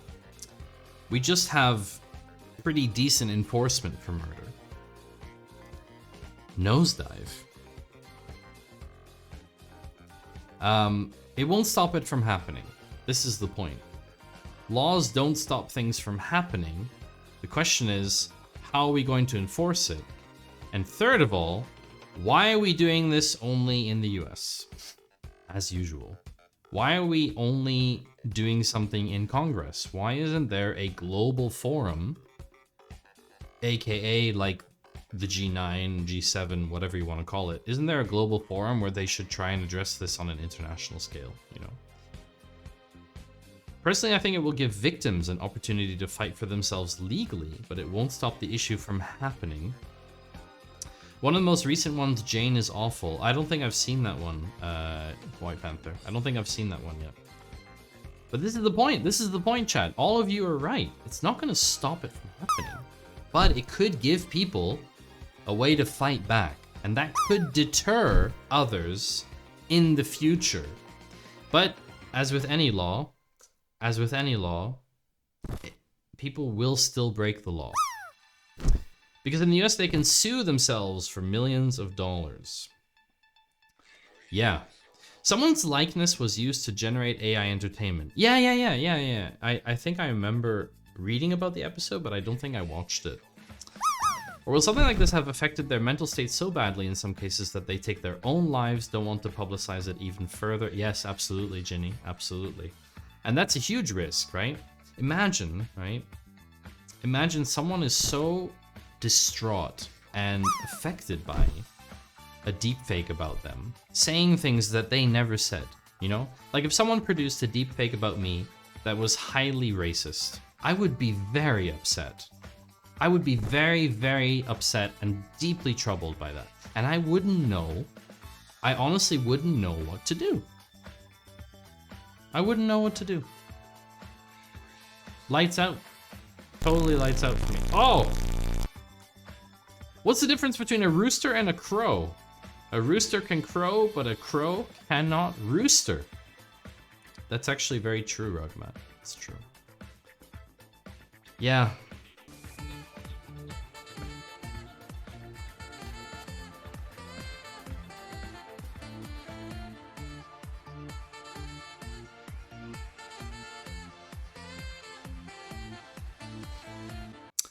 But crows can roost. Crows can roost. I'm working on a Matty2 Sandals deepfake proclaiming the goodness of right join. If you release that, Finite, I will withdraw my GitHub sponsorship. And I'm telling you, Finite, that's gonna hurt you financially in ways you can't even imagine. That is gonna hurt you so bad. I'm telling you, if you don't have that sponsorship from me every month on GitHub, I don't know how you're gonna afford to run your cloning VATs. Like, I know how expensive the cloning process is, because we've talked about it. We've talked about it. For all of you on LinkedIn, you might be a little bit confused right now. Let me tell you a little bit about Finite Singularity. Finite Singularity is a member of our stream team. Now, Finite has a special cloning technology. Strangeness. Some strangeness. Available only to him on his stream. This is Ski Man. There we go. There's Ski Man. Actually, I'm going to keep these up for a minute. Light-fearing moth. Light-fearing moth. Ski Man is not a clone, though, actually. You chose a very funny time to follow, but thank you for the follow. Oh, what did I do here? I've put on a silly hat for you, Hildur. I hope that's okay. This is a very silly hat. See how silly it is? It's very silly. Do you like silly hats? Imagine attending a work meeting with this. I can see your point about the fiscal year budget, but I also think we should consider other perspectives. Don't you think, Patrick? Maybe we want to circle back on this a little bit later, or loop in Jessica for an opinion on this.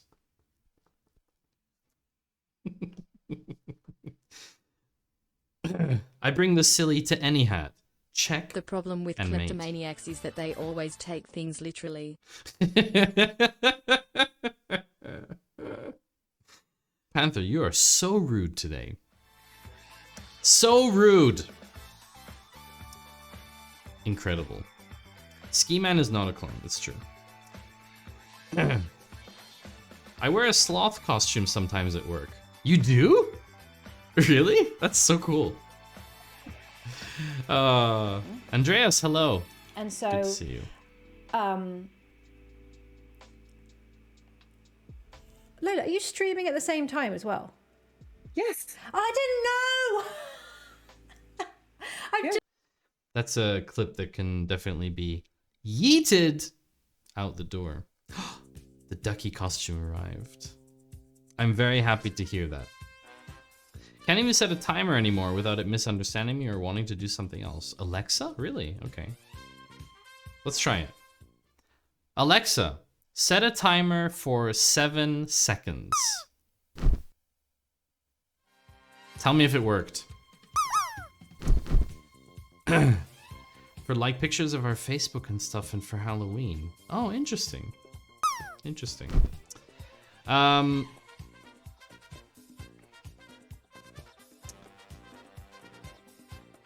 Chat.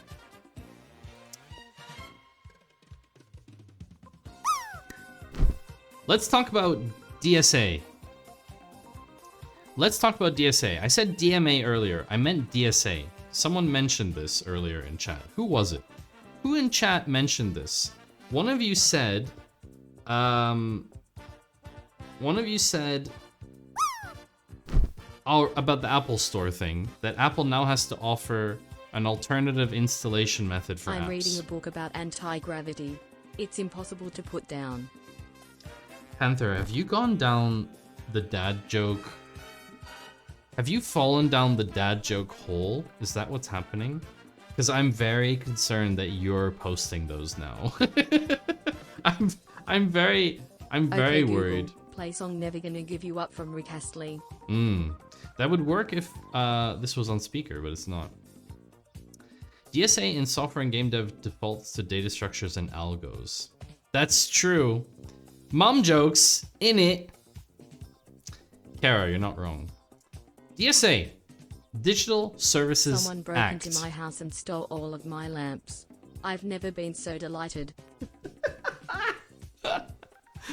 Delighted. Delighted. Someone... You needed to time that one. You needed to time that one. Someone stole all my lamps, chat. Oh no! Someone stole all my lights. I've never been so delighted.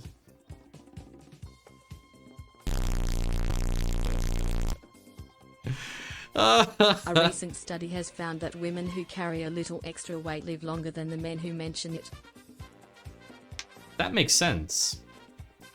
Probably because those women got rid of the men who mentioned it. Speaking of mentions... Did you hear about the farmer who won the Nobel Prize? / he was always outstanding in his field.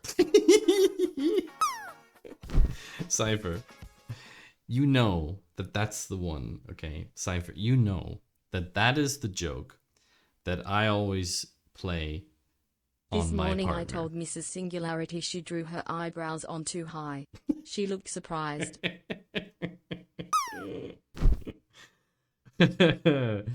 So we have a small field in front of our building, and occasionally, a couple times a year, I will yell to Blunt Mimi pencils Two are really Shoes. pointless.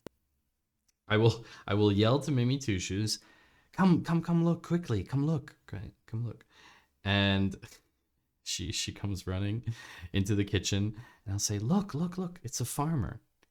He's outstanding in his field. And every time, the look that I get is a look of fascination and I want to kill you mixed together.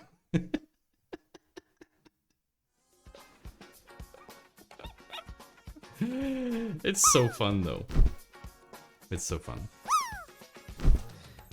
So today's drop target is 99.99. The pinned message has somehow disappeared. But today's drop target, where did it go? Oh wow, it actually disappeared. Mystery Husband loves it when I look at him like that. It's his favorite. Yeah, because it's a mixture of excitement and danger at the same time. Every time Mrs. S buys leeks at the grocery store, I put one under the sink and yell, "Honey, get over here! There's a leak under the sink!" I like that one. I like it, yes. Leak under the sink. I love it. Yeah. I've also done the take the 24 pack of water bottles and then stand on top of it, and then go, "Look, I'm walking on water."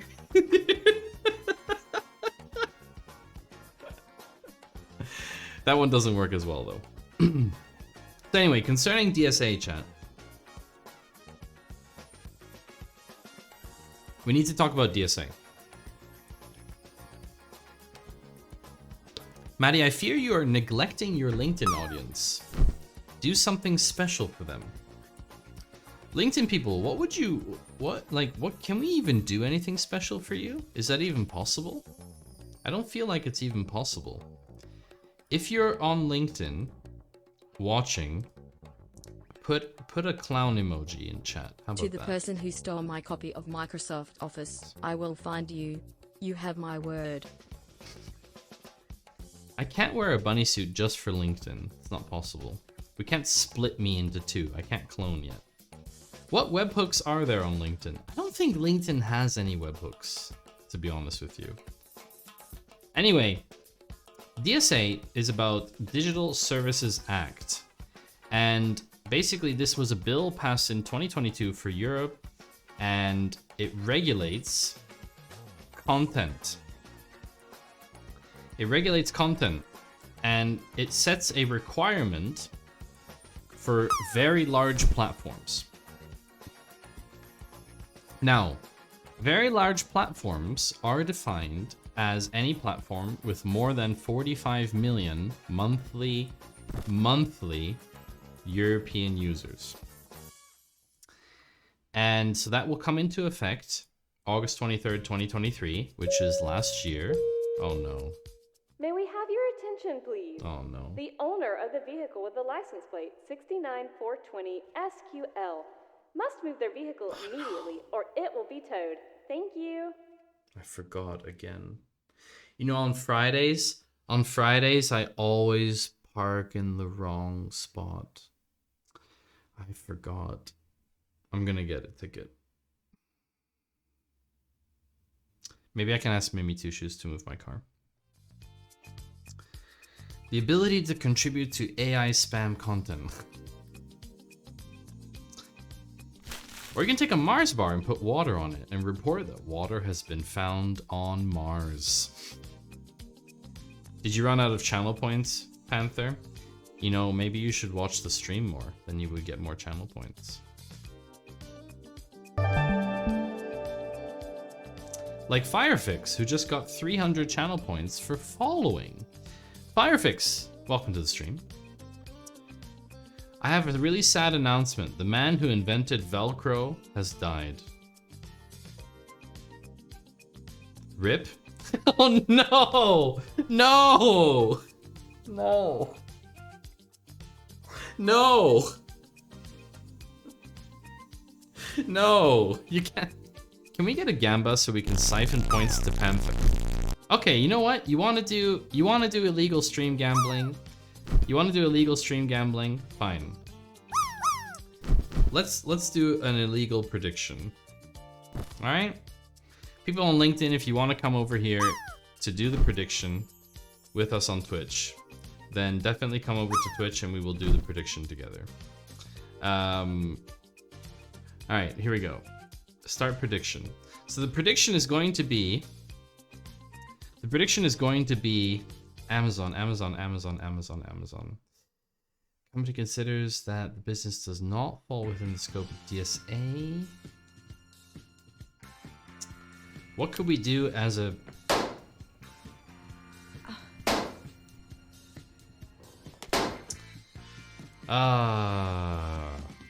What should the prediction be about? How do you wanna funnel illegal channel points to each other? You know? Hi, Rockmat. Yes, we've been talking about funneling channel points. I'll tell you what. You know what?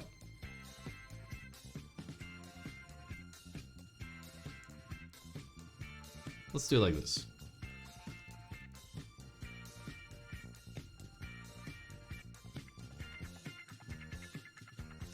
I'll give you 5 minutes for this. I'll give you 5 minutes for this one.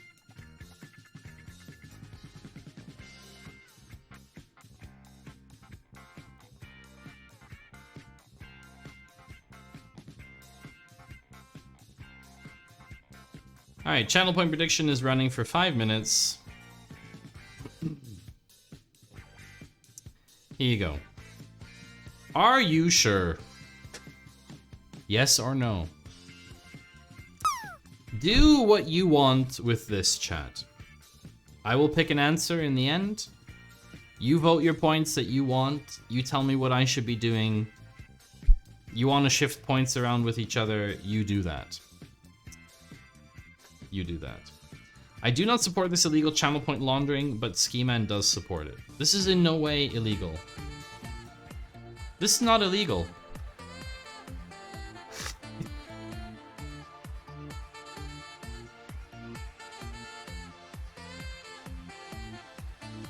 And Panther, you only put in 100 points. I guess you don't have any more, do you? So in theory, everyone should be voting yes with as many points as you can, because Panther only has 100 points in on no.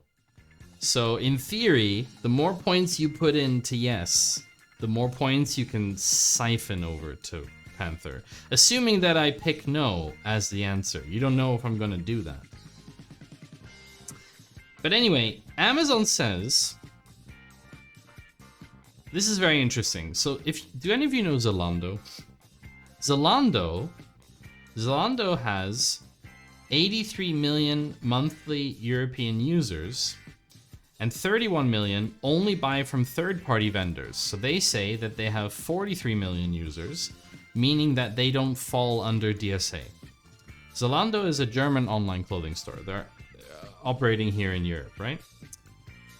Amazon says its business does not fall within the DSA scope. That's what Amazon is saying. Amazon's like, yeah, we don't qualify. We don't qualify. Oh, Ginny, 50,000? What are you doing? Ginny, what are you doing?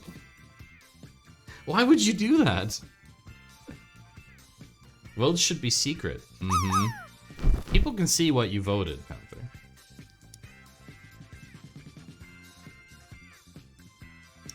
I know.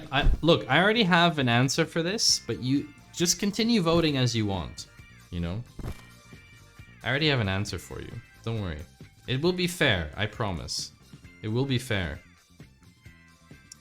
In LinkedIn, the only thing you can do is switch to Twitch.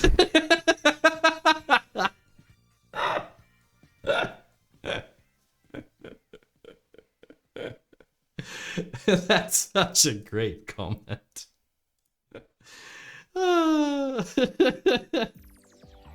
On LinkedIn, the only thing you can do is switch to Twitch.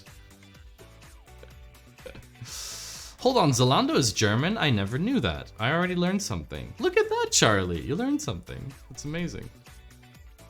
Yeah, Amazon's just like, yeah, we don't qualify.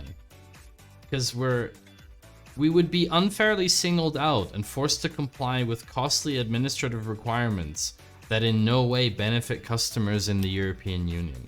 I mean, it's just...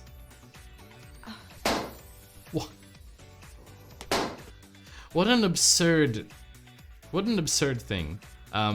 Amazon most definitely meets DSA.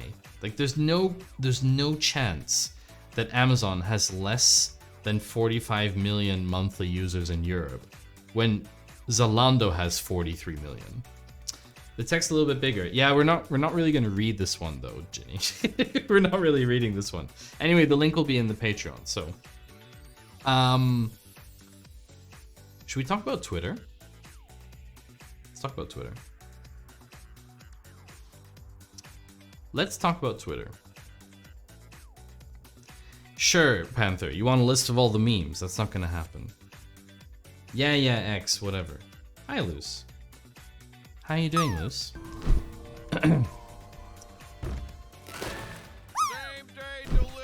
Hi, Bezos. Why? Bezos. Why? There's a bit of a problem at the moment with Twitter. Can't They're do not it. labeling their ads. We'll do it live. We'll do it live. Fuck it. Do it live. I'll write it and we'll do it live. Everything is live here, of course. How could it not be? How could it not be live? Hi, Hossam. Welcome to LinkedIn.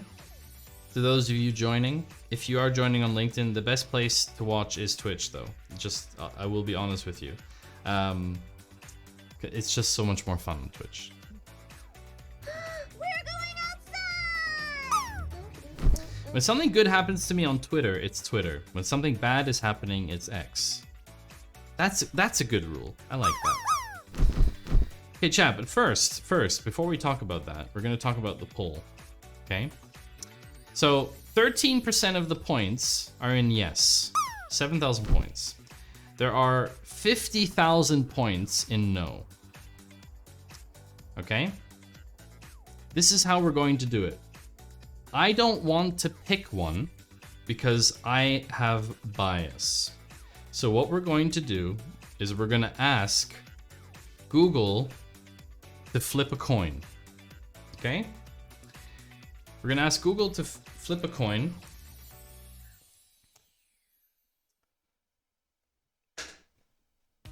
Heads.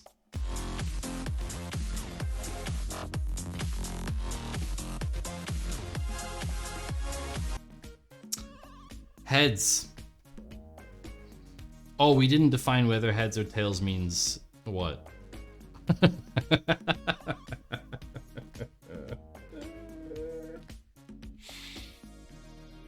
Yeah.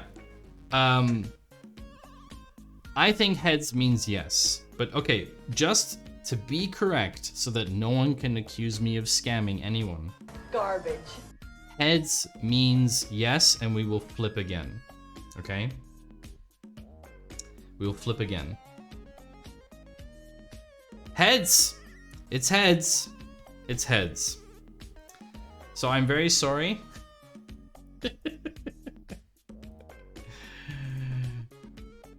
I'm very sorry to those of you who voted no, but the final prediction result is yes. I don't know what that means. 58,000 channel points were now shifted. Very interesting. Very interesting. I just had a crazy thought.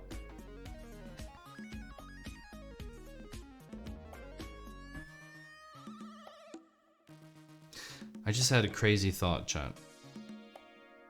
I just realized what you could do.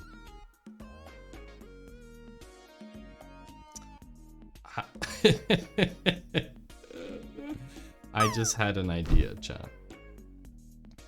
You know what idea I just had? You know how you can't know how many points anyone has?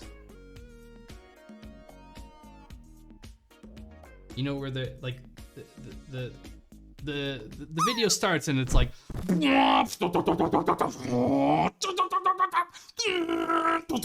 welcome to my channel and I'm telling you all about my amazing setup today.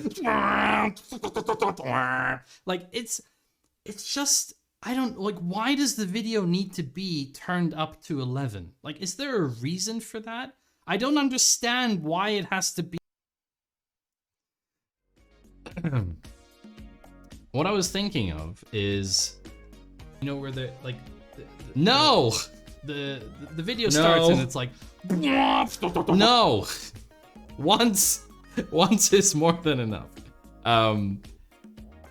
If everyone would vote with all of their points, you could very easily track. Really? The movement. What? No! No! I don't like... No! No! Crap. I have 2 minutes. Oh no, chat. I can't believe Steffi's done it. Steffi paid 100,000 points to end my stream. Automatically. And I can't stop it from happening. But let's talk about X. Let's talk about X. X is not labeling their ads. And guess what? It's illegal. I don't know if it surprises any of you, but it is illegal to not label your ads. So for example, Michigan football took care of business in our own season opener and had a lot of fun doing it. Hashtag go blue with a yellow tick mark. And then if you click the kebab menu icon here in the corner, you get this context menu. Not interested in this ad. Oh, do you see any ad markers on here? No, there are no ad markers. Let's look at another situation. Wow. Oh, I don't like this ad. Why am I seeing this ad? Why are you seeing this ad? You click it, the link is broken. You can't even see the explanation.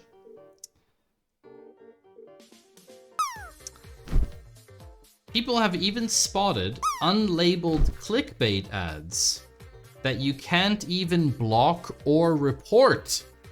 Why? Why? Those options are just completely missing. Why? Why? So, I'll say I'm sorry. No, be sincere. Like this. they've been reported to the FTC. I'm sorry. I'm sorry. I'm sorry. I'm sorry. I'm sorry. I'm sorry. I'm sorry. I'm sorry. I'm sorry. I'm sorry. I'm sorry. Good, that's the one. But it's very interesting. They've been reported to the FTC, and I'm pretty sure the FTC is going to be What like... is this? It's Microsoft Excel.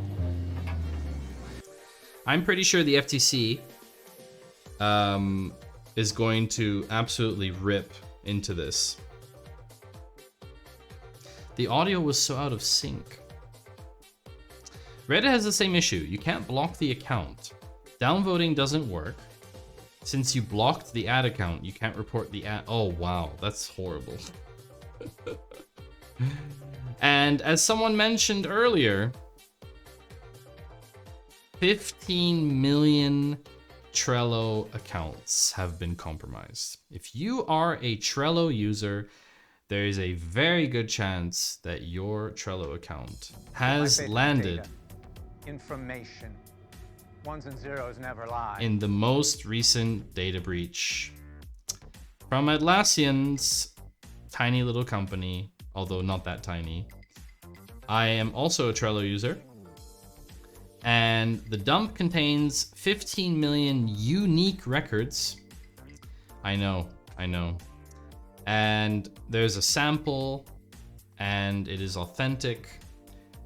But apparently, the seller says they haven't got access to Trello's systems. So no one really understands how they got this data breach. Sorry, I'm Patrick Starr. What is Trello? Trello is a wonderful way for you to keep notes about things. I checked whether my password was not leaked, even though it's a unique password. Yeah, I don't really understand. So earlier this week, there was a Have I Been Pwned website alert for Trello users. And apparently it was scraped. Enumerating a publicly accessible resource using email addresses from previous breach corpuses. So basically what they did is they saw a huge collection of email addresses elsewhere, took all of those email addresses, and then iterated over them against something that was public from Trello. But yeah, there's not a lot of information. But basically, it looks like someone had themselves a collection of breaches in public circulation, grabbed all the email addresses from them, threw them at Trello to see which ones stuck. Yep. I was surprised to find my address in the data, but I'm glad I know. I had no idea someone could take my address and enumerate Trello to discover not just that I use the service, but also under what name. Yeah. So anyway, if you do have Trello, the latest update is publicly exposed Trello REST API. All they needed to do was query it with an email address. Threat actor only obtained Trello user profile information, no board information. Please review your Trello privacy settings to ensure anything in a public field is something you don't mind being public. I don't have any public boards, so easy peasy. But if you have any public boards, chat, you should probably check your Trello accounts. But it's too late if you do mind. Yeah, it's a little bit late, but maybe not too late for you, you know? So before we dive into the hardware section, and I have some really cool hardware stuff for you this week, we're gonna take a short 3-minute ad break.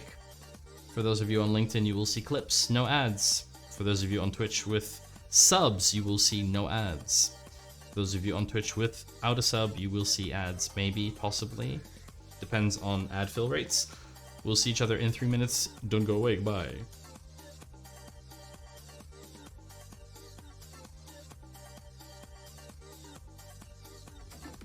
The short version, Tukes, is you should 100% pursue something. The true feature of this hat is that it has LEDs. So this is pretty awesome. And, oh, and you can do this. You know where the like the video starts and it's like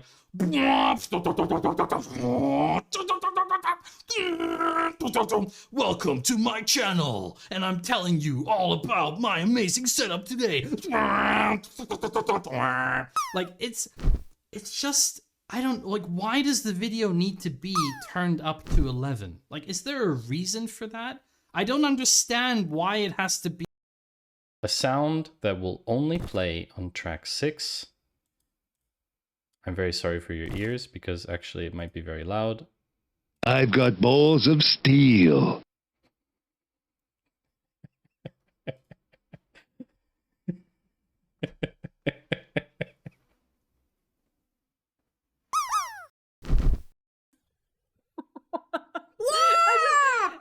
It's just nightmares. How did we only figure this out 3 years into streaming? I don't like it.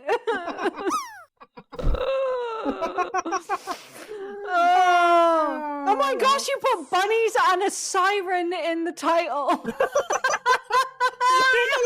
it properly, huh? You need to put 18 plus. Oh no. I mean, the jokes have been pretty dirty, that's true.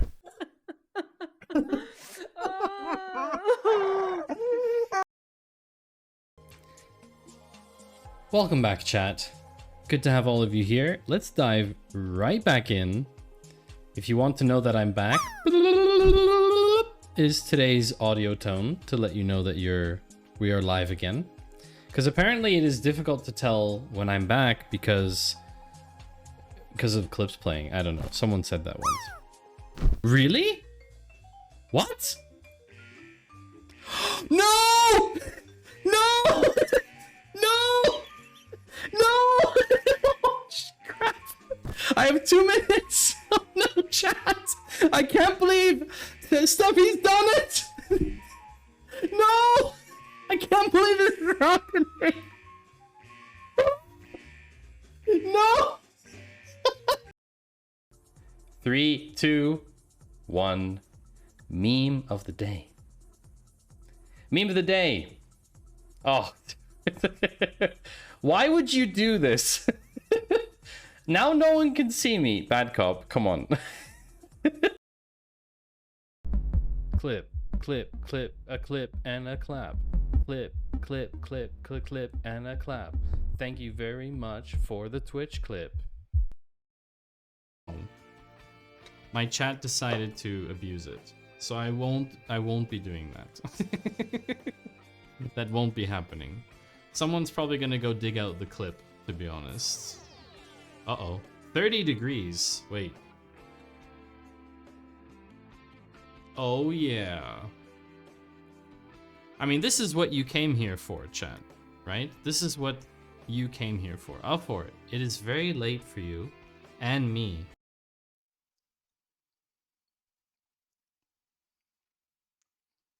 Hello. Is it very late for you, chat? What time is it for you? What time is it for you now, chat?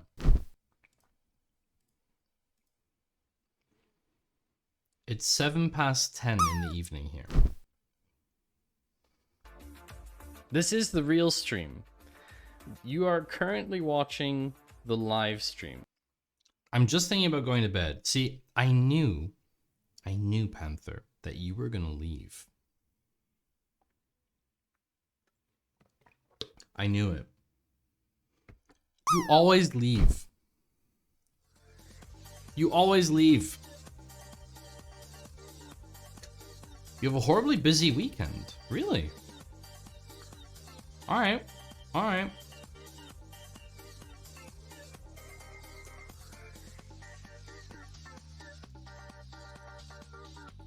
We're all in bed together with Yoast. That sounds fun. A thread. Oh, do you know what? Don't even get me started. Whenever I see What is the this? phrase, It's Microsoft a Excel. thread.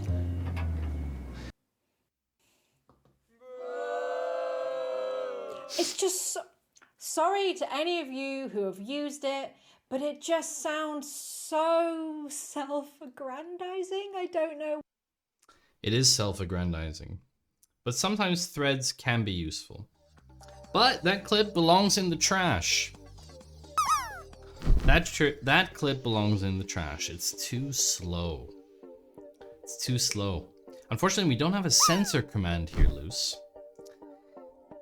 We have another article this week, and it's actually pretty funny. It's really funny because it is a follow-up. It is a follow-up from an article that we looked at about a month ago in a Data Cafe episode.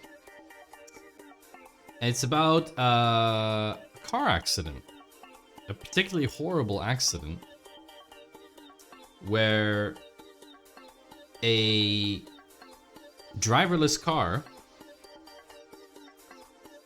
dragged a pedestrian over 20 feet. And what's interesting is, Cruise, the company which is part of General Motors, tried to send a video to regulators of the incident. 45 seconds it was long. But apparently they had some kind of problem with internet connectivity issues. This is a 200-page report that a law firm did, hired by Cruise, by the way. So there is that. The company being accused of misleading regulators hired a law firm. So this is what the law firm found, okay? The law firm found out that basically the car had a internet issue, which is why the video was not sent. However, this is the first time that they've said that the incident was under investigation by the Department of Justice and the SEC, the Securities and Exchange Commission. In response to the crash, the DMV of California suspended Cruise's license to operate vehicles in the entire state. One incident. Now, compare that to Tesla, that has had many, many fatal crashes using full self-driving, FSD, and Tesla has not been banned from operating its vehicles in any state. Food for thought. I'm so worn out that I purchased N-1 new knobs for my hob. I ordered 4, I needed 5. Now I have ordered an extra one. I wasted another $3.99 on postage. This is a very boring message, but it reflects my life accurately. I feel that. That's like me ordering the wrong SSD for my Mac when I first bought it. So the law firm's report apparently says that Cruz tried to play the whole video, which shows the car dragging a woman to the curb. But in 3 of the meetings, internet connectivity issues prevented them from sharing the full video. And apparently it's not deliberate. Apparently. I think it's a funny thing.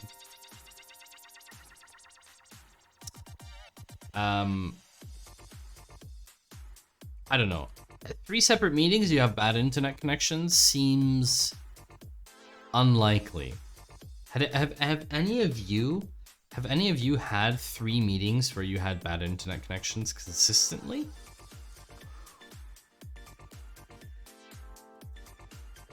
I don't know. There's a lot of facts in this article. I'm not going to read through the whole thing. There's a lot of things wrong in this thing.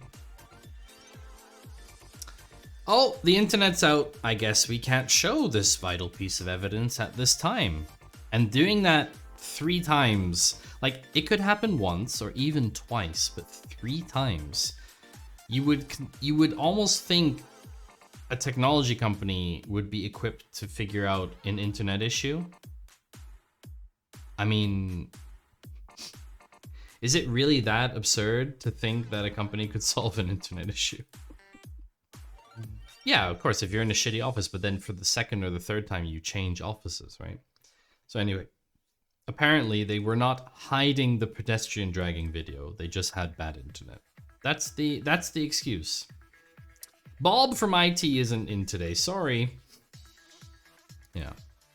For those of you who are streamers or creators in some way, there's a little information here. Oh, Panther! How did you get the snow command? No one's done that one for a while. That's new. Yamaha and Elgato have signed a cooperation. Nacho Wave, hello, and also hi, JD. By the way, JD does dev. It's good to see you. I'm just typing words. Yep. Snow. There's a snow effect. What does snow do?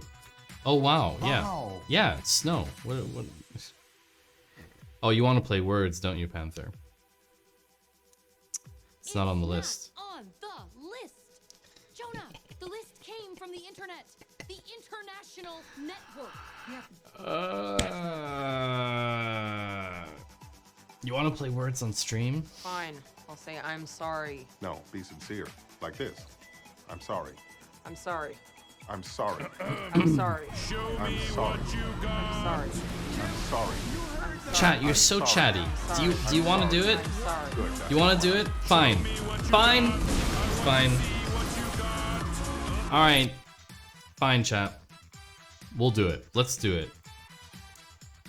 We are taking a break to play the most epic game. If you're watching on LinkedIn, come on over to Twitch because it will only work. It will only work with Twitch. And mobile, it's not very mobile friendly.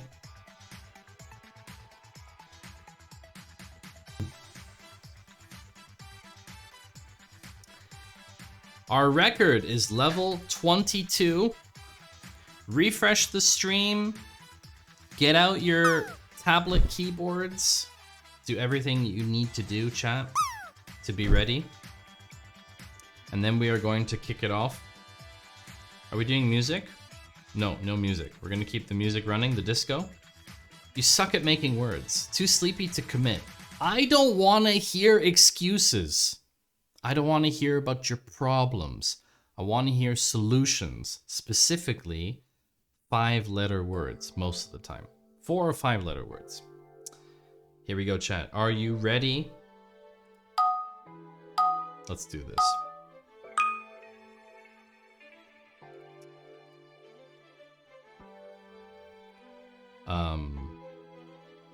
I don't know. Beside. Nice. Nicely done. Very good. Beds. So when there's a little lock icon, you can't put your yeah. You know. It's gonna change category here.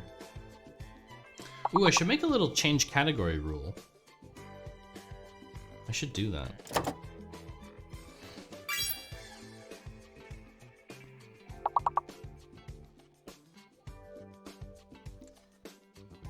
Someone try seed. Yeah. Oh, Rugma got it. You got it. And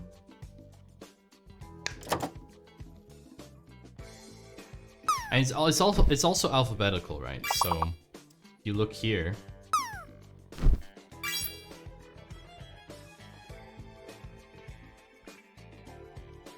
Interesting. Beds, bees, bide, bids. B-I... Oh, it's already a D word. Take care, Hildur. Thanks for hanging out with us. Hope to see you again soon. Debs. Dibs! Nicely done, chat. You skipped 3 levels with that. Are there only 4 of you playing? There's like 40 of you here. What the heck, chat? I called dibs on the word. Alright, let's try this. I'll play this time.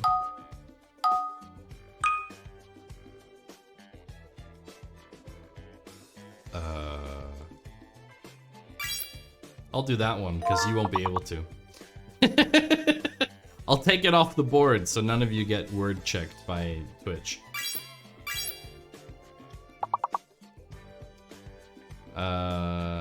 Canal? Someone do canal. Too late.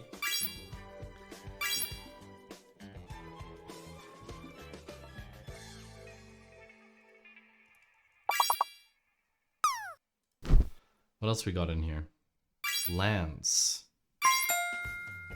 Balance.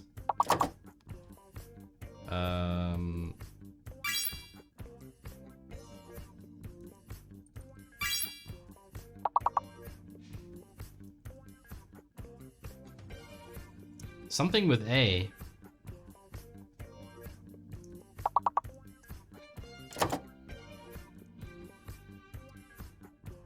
There's definitely an A word in there. All the ones above anal are A words. 100%. Ah, able. Nice. Okay, so A, B, and then something. A, B, could be A, C. A, N, acne. Oh, nice. Nice.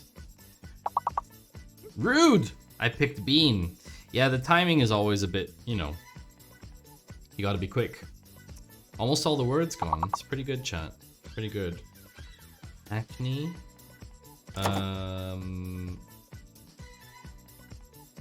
Clean is already taken.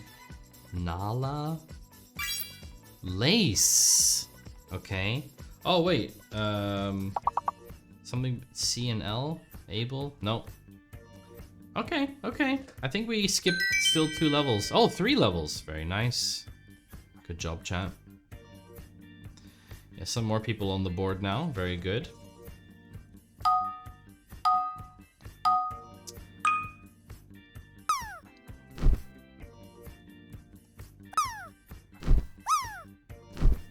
attention. There is a fake letter, though. Yeah, I know I'm in the wrong category. I don't care. It obviously doesn't matter, right? You can still win a streamer award, even though you're not in the right category. You can still be nominated. P is fake. That's right. P is indeed fake. Regard.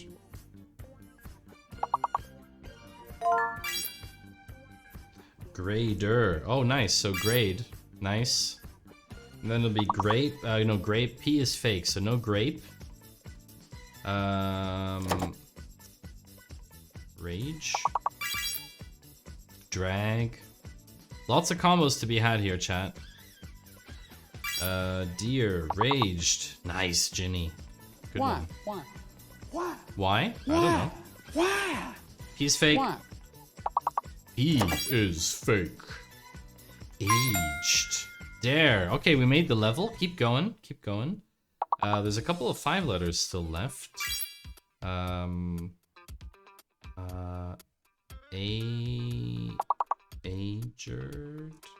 Aged? No.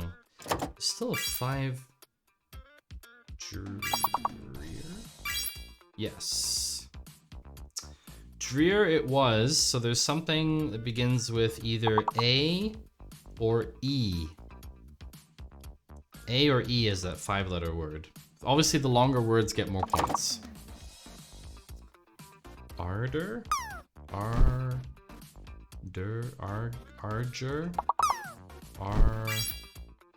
Darer. Very nice. 90 points. You're doing well, chat. You're doing well. You're doing very well. Alright, here we go.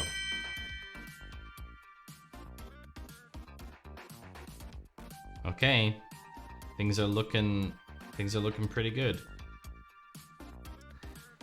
If you would like to refresh to have no latency, I will give you 5 seconds to refresh your browser or device of other kinds. All right, here we go.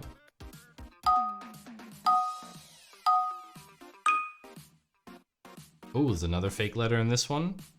Third, no. Twig. Okay.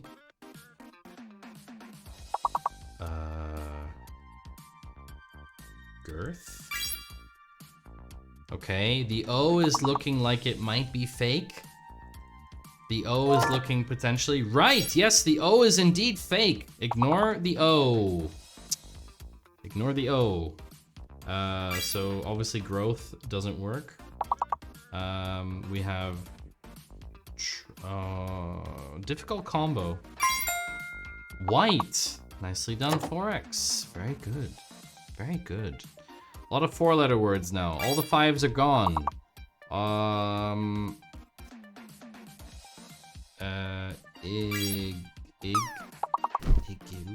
Igit.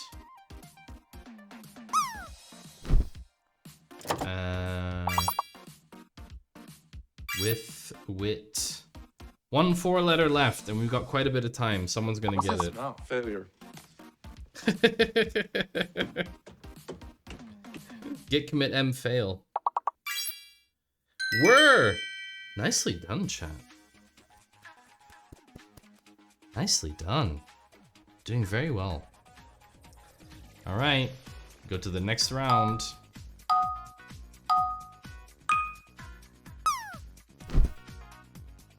Oh, wow. You know where Fine. they're, like, I'll say I'm sorry. uh-oh. The Like video this. starts and it's like... Sorry. I'm sorry. I'm sorry. I'm sorry. I'm sorry. The meme is stuck. Sorry. I'm sorry. You use a long meme? I'm sorry. You use the long meme to sorry. clear it? Sorry. Good, that's the one. Why would you do that?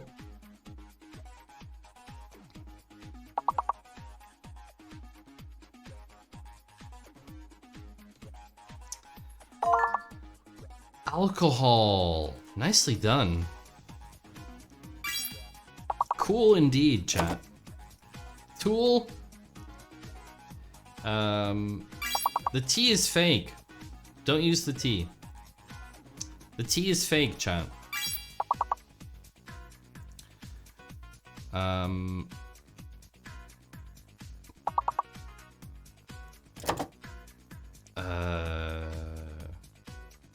Cocoa? No T. T is fake.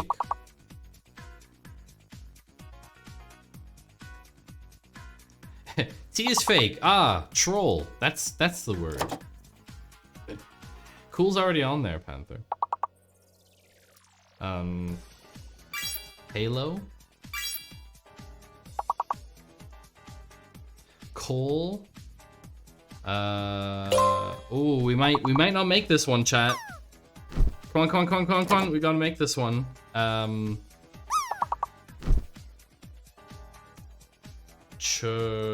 Chow. What's that 6-letter word? I don't know what that is. Oh no, I think we failed. Very sad. Mucho sad. Well, Panther, I hope you enjoyed that. You came third. What's that smell? Failure. Fine. I'll say I'm sorry. No, be sincere. Like this. I'm sorry. I'm sorry. I'm sorry. I'm sorry. I'm sorry. Why? I'm sorry. I'm sorry. I'm Why? sorry. I'm sorry. I'm sorry. I'm sorry. Put my I'm faith sorry. in Good, data. that's the one. Information. Ones and zeros. So for never those of you lie. who are streamers or collaborators, content people, Yamaha and Elgato doing something together. Same day delivery. Jeff Bezos, the richest man in the world. Jeff Bezos, no longer the richest We'll man. do in it the world. live. Okay. We'll do it live. Fuck it. What the? Do it okay. live. What I'll is write it and we'll this? do it live. It's Microsoft Excel. Wow, there's like some copyright stuff on an image. So Yamaha and Elgato have announced a collaboration together where you can use a lot of the effects that Yamaha offers in their DSPs inside of the Stream Deck now. Stream Deck settings can be freely customized by users. The ZG01 plugin for Yamaha Game Streaming Audio Mixer is available for free download on Elgato's website and can be used by anyone who owns a Stream Deck. Yamagato indeed, which sounds like a really cool collaboration, to be honest. And I think this is where it's going. We're going to see more and more brands integrating with Elgato Stream Deck purely because there are just so many people who have a Stream Deck now, and so many people who have Elgato products because they are, qualitatively speaking, very good products. They do also cost money, quite a bit of money, but they are quality-wise very, very good products. Elmaha sounds like a place, you know? I'm listening carefully, Maddie. I had a feeling Finite was here. Panther, go to bed. GG's. Thanks for playing. It was good to play words again. You should definitely do that a bit more often. Maybe on your stream. We'll have some words on your stream. Bit of a bigger audience. You can pull more words in, you know? Get more words in per minute. WPM. Max out the WPM. What is this? Don't hate the player, hate the game. Anyway, yeah. So that's about that. But I also want to talk to you about another physical device. The Rabbit R1. Who here has heard of the Rabbit R1? Now, I'm not going to say I'm biased because it's rabbit themed, but you all know that I'm biased because it's rabbit themed. And it is a little pocket-sized virtual assistant device, but it is not a phone. And this is the important point, is it's not a phone. And Ginny heard that it takes 20 seconds to run a query. There's been a bit of a scandal with this device. Yes, it's adorable. Yes, it's by Teenage Engineering, which is a company that makes incredible products. But Teenage Engineering doesn't really have a history of AI in that sense. So, yes, the demo was really cool, but it hasn't really convinced people yet. It hasn't really convinced people yet. You basically push you have a push to talk button, and you start, then it starts listening to you, and then you give it a question, or you give it a task, or whatever. For example, I need to book an Uber, or I need to give my mom flowers for Mother's Day. Whatever. Like, you know. In the controlled video demo, it performed pretty well, but in the real world, a lot of people have been saying that it is very slow. Very slow. So yeah, it's $200. It's $200. So there's also kind of the point of you can buy a full-fledged phone with voice assistance for around the same price if you get a Google phone. You can get an Android phone for like $220 that has Google Assistant on it. And Google Assistant can also like book flights. So I'm not really so impressed by this. However, I will say that the design of this device is awesome. No question. It's super cool. No, there's no question. But can you get a real rabbit for that kind of money? You most certainly can. Actually, you can get it for $199. You could get 4 rabbits. While I like the idea, I don't really see the point since we already have the technology in our phones. Yeah, I think there's something deliberate about separating the hardware. Like, I understand that as a strategy where you're like, you know, some people have a calculator on their desk because they want a device that is only a calculator, you know?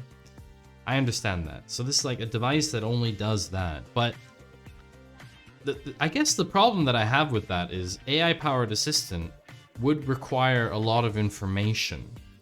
And a lot of the information it won't have available because it's not connected to your phone.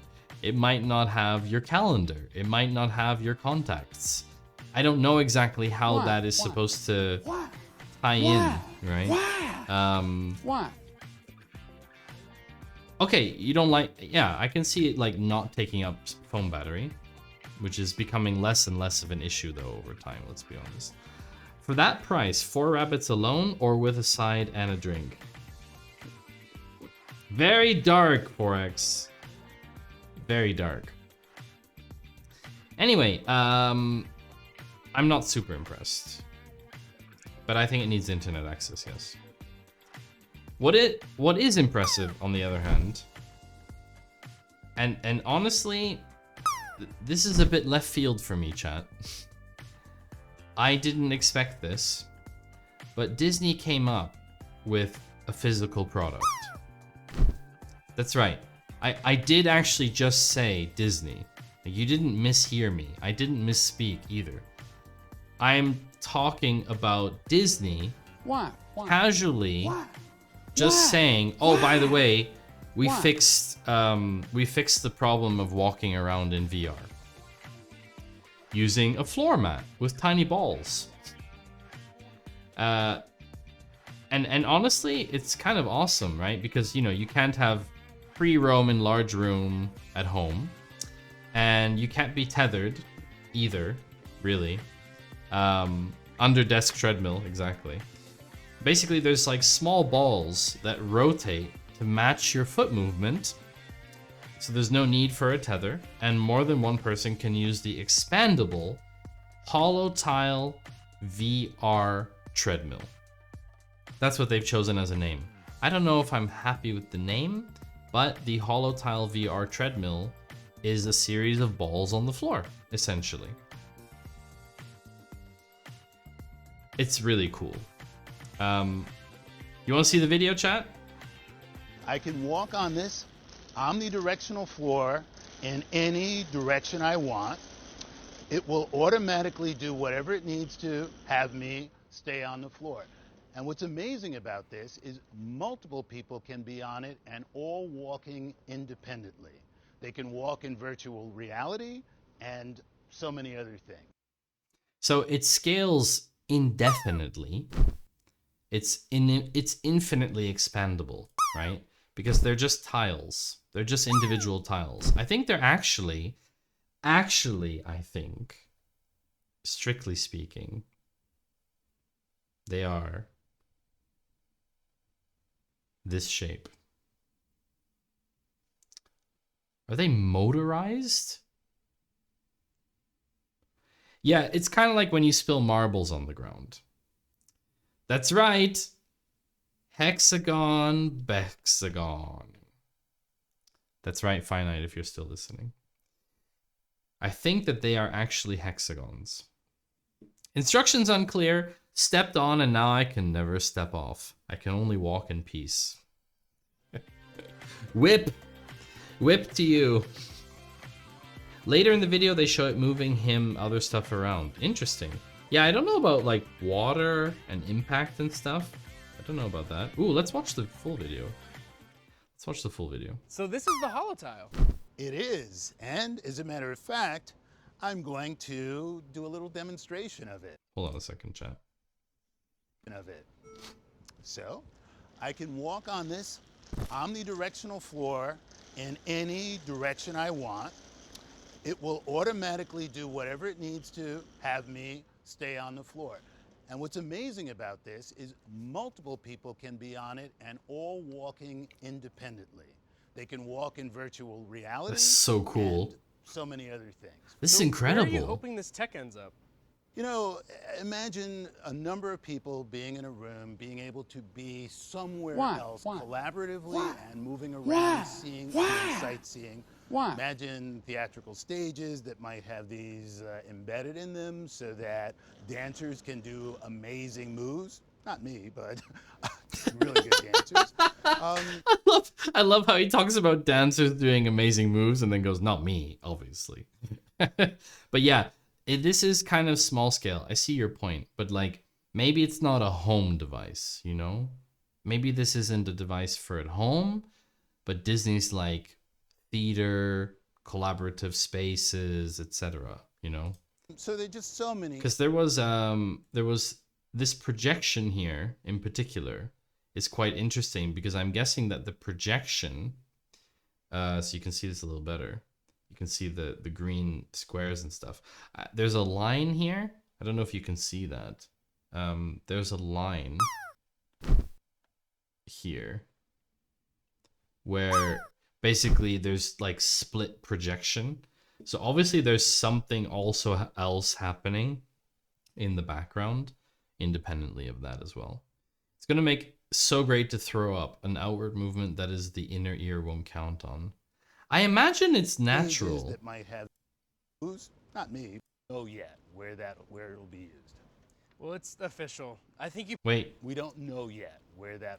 Ah, okay. So they do have some kind of mocap tracking type thing for the grid. Imagine playing Phasmophobia with your friends. Imagine walking like this forever and getting all of your exercise and never going outside. Where it'll be used. Well, it's official. I think you probably have one of the coolest jobs. Yeah, I think you're right. It gives me an amazing opportunity to use these inventions that I've made in service of people having fun. Well, Lanny, it's been great catching up with you. Sorry, did they just like... I think you're right. It gives me an amazing... The other person is like moving him around. Made in service of people having... That's right. Agoraphobia has become fitness influencers. I love that. I absolutely love that. Agoraphobia the fear of being outside or leaving your house or home, those people can now, with this technology, become fitness influencers because they can just basically walk in place. Yeah. Although they can technically do that now by being spinning instructors, right? I mean, there's nothing really stopping them from doing that. So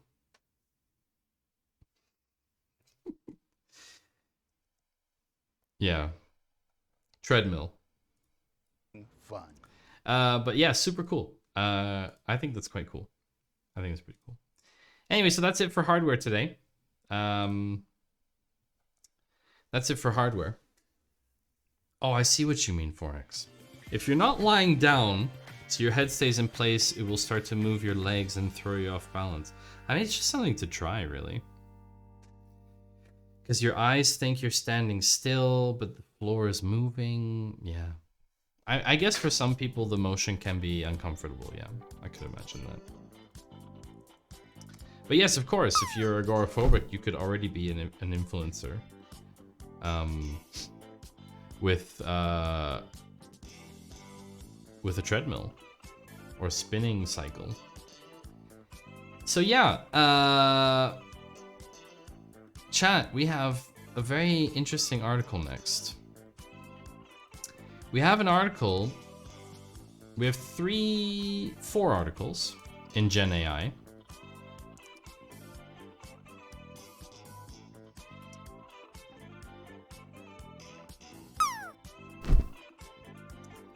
We have 4 articles, and as you can guess, one of them is about OpenAI.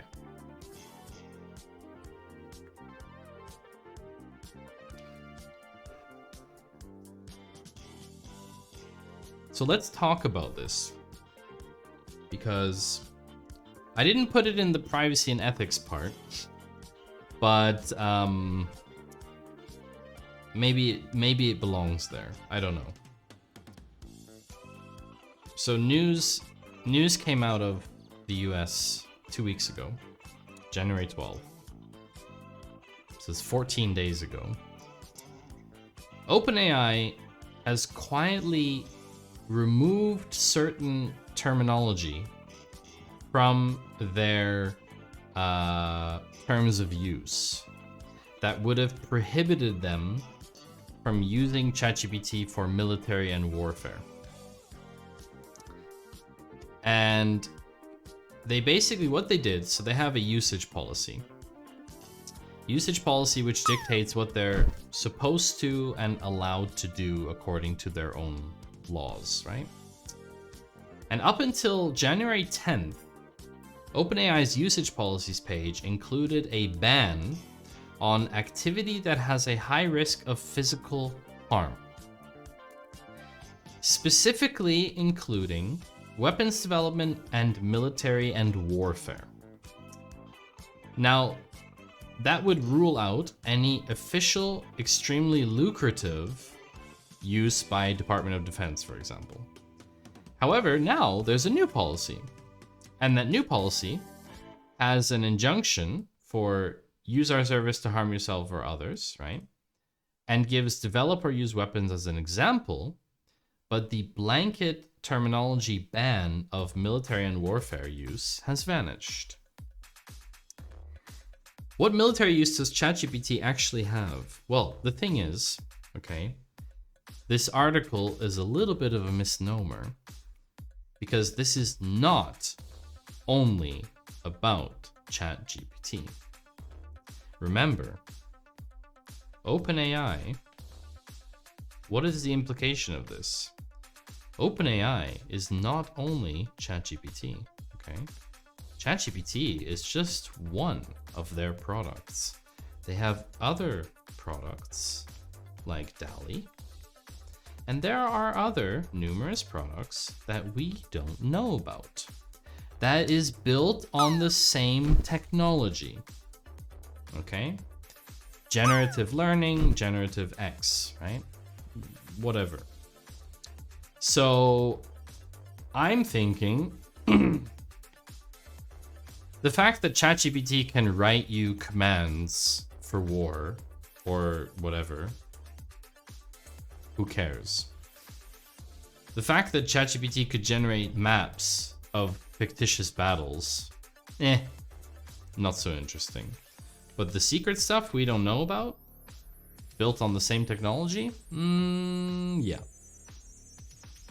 Ooh, what's this clip? Let's watch this clip. What's this clip about? What is this clip? From Trash Puppy. How come that's not working? Strange. Let's try that again. Hold on.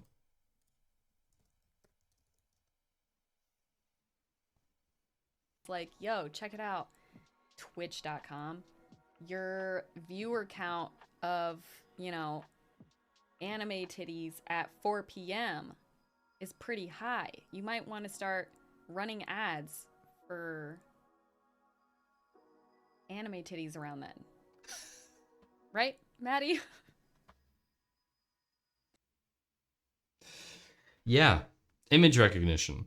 The fact that it can recognize images. The fact that it can analyze images, for example, right? So imagine a scenario where the Department of Defense, let's entertain a scenario. I obviously know very little about this field. I'm not working in that field. I don't live in the US, etc., etc. Disclaimer, disclaimer, blah, blah, blah, warning, warning. But imagine a scenario, which is not too far in the distant future, where the government uses this technology to proactively identify people who are in a harmful stance from video camera footage.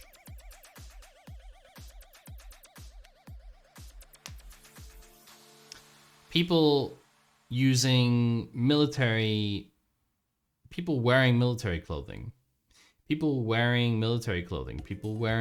decorations.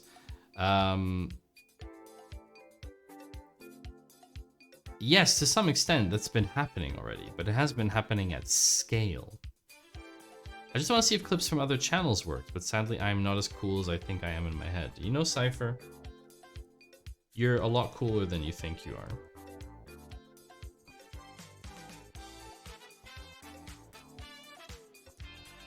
And you know what, Ginny?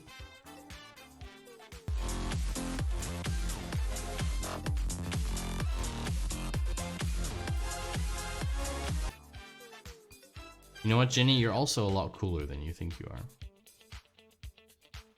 Both of you are a lot cooler than you think you are. The unannounced redaction is part of a major rewrite of the policy page, which the company said was intended to make the document clearer and more readable. Doubling of emotes. Doubling of emotes? We aim to create a set of universal principles, blah, blah, blah.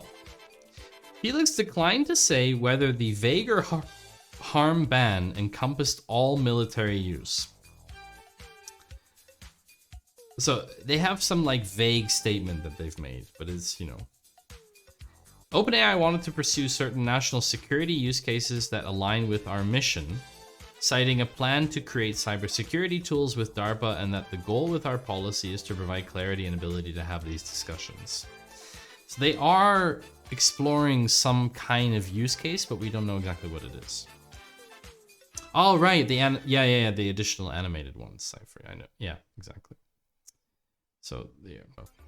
Disclaimer, disclaimer, blah, blah, blah. Warning, warning. But imagine a scenario. A Czech startup is tackling the fact that there are thousands of microphones around the city, and they are able to analyze things like car accidents, or even analyze the sounds of gunfire and determine the direction and type of gun. I think we've actually talked about that before. There's a gunshot detection system based on audio.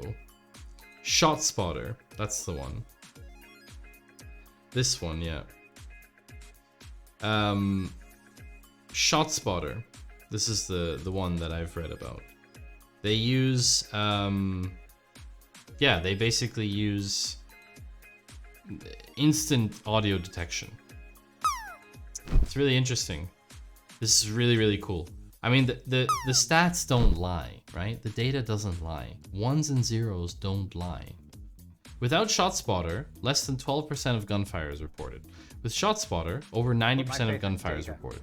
Information. Simple. Ones and zeros Right? never lie. So that's interesting. Yeah. Let's talk more about Gen AI. Let's talk about this woman. Does anyone know who this is? Does anyone know who this is?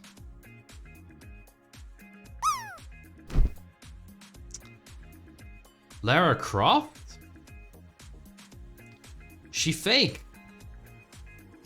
I mean, isn't makeup just fake anyway? Isn't Photoshop fake? Can fake a picture. We can fake pictures of everyone nowadays. I get a feeling she is named Emily. That's right. You are looking at Emily. You are looking at Emily. The problem is that Emily, I said who, but actually Emily is a what? That's right, Emily doesn't exist. She's fake. She is an AI generated persona. Told you, that's right. If you like the way you look more with makeup, it doesn't matter. Yeah, we won't get into that debate, Cypher. We won't get into that debate. I have some hard opinions on that. I don't think we will ever agree on that one. She's only fake until someone who comes forward who's her exact lookalike. No, because here's the thing. Emily Pellegrini is a 23-year-old virtual influencer designed to be the epitome of the average man's dream girl. Now the thing is, this isn't just some fictitious scenario of like, oh cool, we made an AI image or something. She earns 10 grand a month. I shouldn't say she. The creation earns 10 grand a month. 10K, okay? 10K a month for someone that doesn't exist. It's fake. It's entirely 100% fake. This is, if this isn't extortion at its finest, I do not know what a better definition of extortion would be. You don't agree? You really think you're all okay with this? You think this is fine? I need to leave Twitch. Emily's story is a fascinating one. She was meticulously crafted to be as lifelike and appealing as possible. Her creator, who remains anonymous, dedicated long hours to perfect her facial expressions, body movements, and overall presentation to ensure she resonated with a wide audience. She has received date invitations from celebrities, famous footballers, MMA fighters, and billionaires. These high-profile figures have been captivated enough by her virtual persona to send flirtatious messages and proposals. Why does it matter if it's AI art of a human or human art of a human? People are going to throw money at the screen no matter what. It doesn't really matter. The thing is, I don't know if people know that she doesn't exist.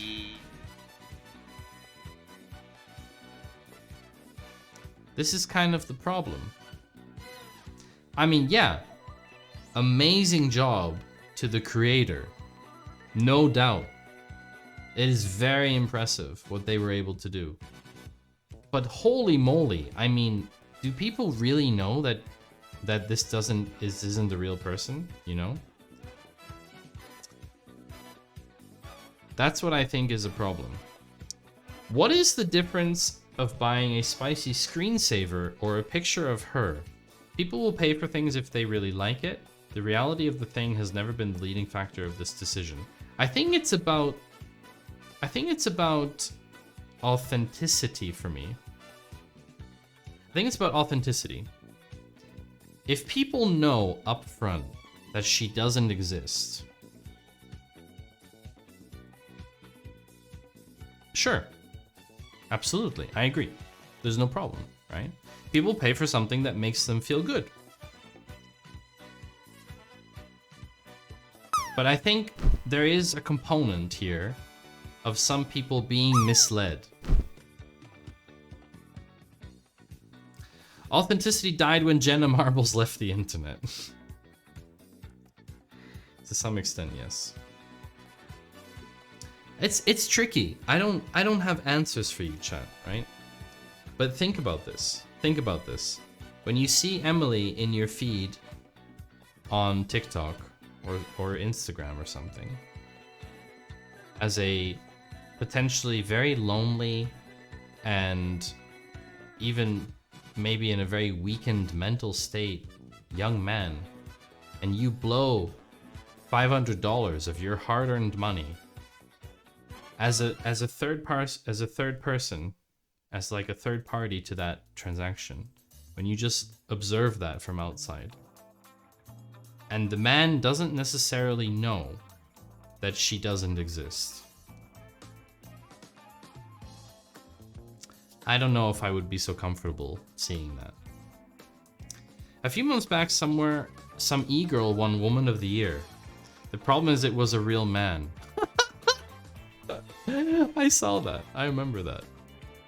I think that misunderstanding is underpinned by the assumption or the entitlement, which is a thornier issue.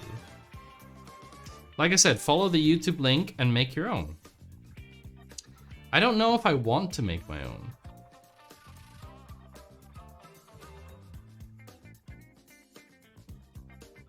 Did you link a YouTube link, by the way?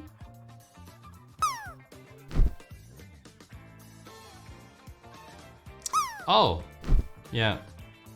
Allow me to introduce you with Fireship, right? The Fireship video. To Aitana. She's an Instagram model from Barcelona who's been going viral, but she's also just like totally chill and down to earth. She's into fitness and video games, and yeah, if you're wondering, she does have additional photos on our subscription tier, which brings in about 10 grand per month. Before you sign up though, there's one thing I need to disclose, and it really shouldn't matter unless you're some kind of bigot, technophobic Nazi, but she's not a biological female. She is a woman, but entirely artificial. It is November 29th, 2023, and you're watching The Code Report. See, it makes me deeply uncomfortable that as a society, we think it's okay to earn money in this way. That is what makes me uncomfortable. Yes, it is clearly communicated in most cases that it is artificial, but how many people really know it? And just because it's written somewhere, did they read it? Just because they read it, do they really believe it?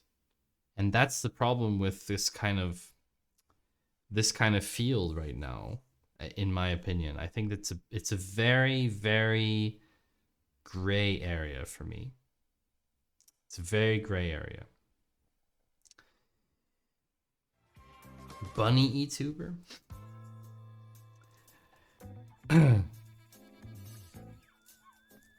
What are you paying for? Yeah.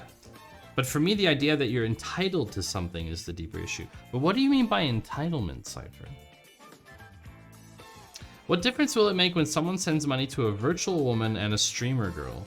There can be the same effect on the side. The streamer wouldn't notice anyway, even if he sent her hundreds of thousands of dollars. In some cases, I could see that being true, yeah. That's true. So what I wanted to talk about still in the Gen AI section, before we wrap up before the ad break, is about Amy. It's another female named system. So there is a development from Google, which I'm not going to read the blog, it's super complex and really interesting, called Articulate Medical Intelligence Explorer, Amy, which is a research AI system based on an LLM for diagnostic reasoning and conversations. This is basically the really good version of a Google search of, I have diarrhea and I don't know what to do, kind of thing. And this is very exciting. I obviously work in the kind of medical adjacent field, right? And so we have an application like this, but it is not based on LLM. It's based on business rules and logic. The decision tree is huge. It's absolutely massive. It's an application that we actually bought from someone else, that we buy the rights to it, essentially. So this is very interesting. The article goes into a lot of detail about use cases and how they protect the integrity of the medical request and don't try and like hallucinate and all that kind of stuff. It's really super interesting. And I wanted to link you to something called Copy Leaks is Ruining My Life, but it has been taken down and I can't find a mirror for it.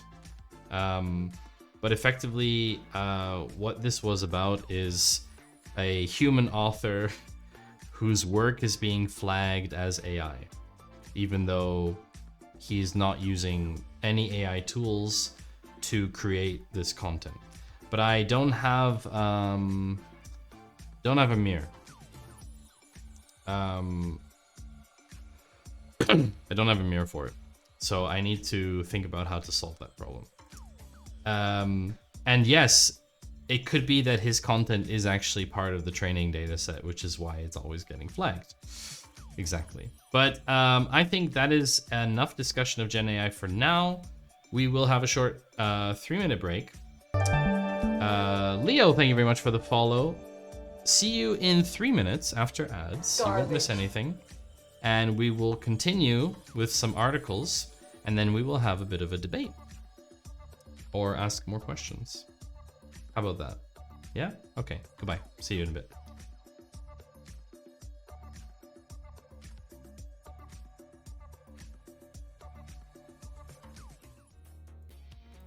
That's not good. I wonder if there's like any indication what it was. Oh, hello.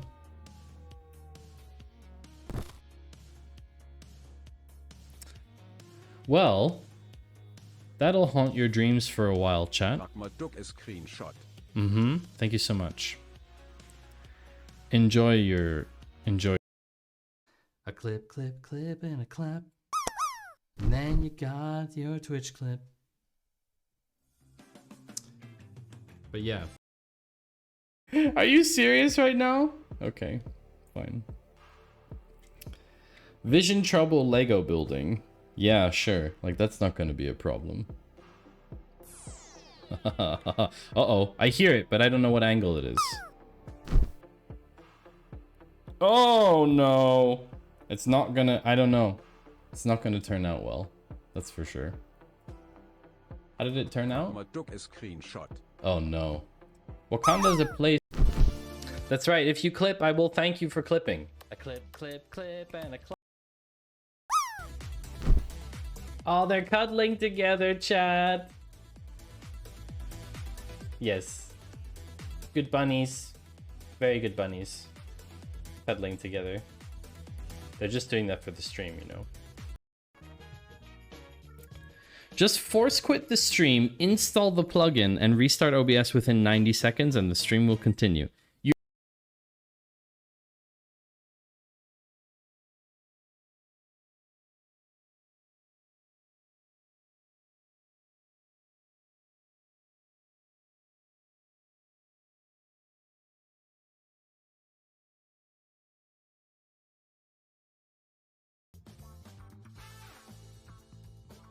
The timing on that one, 4x.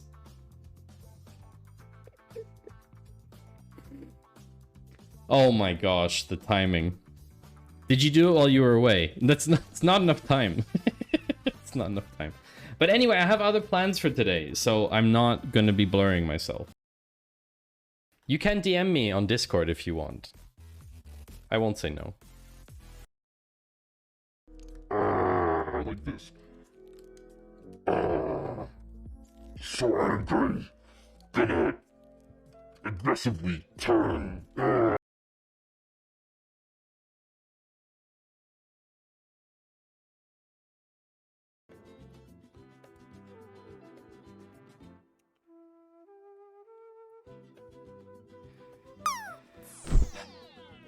Is that even an angle? It's on a...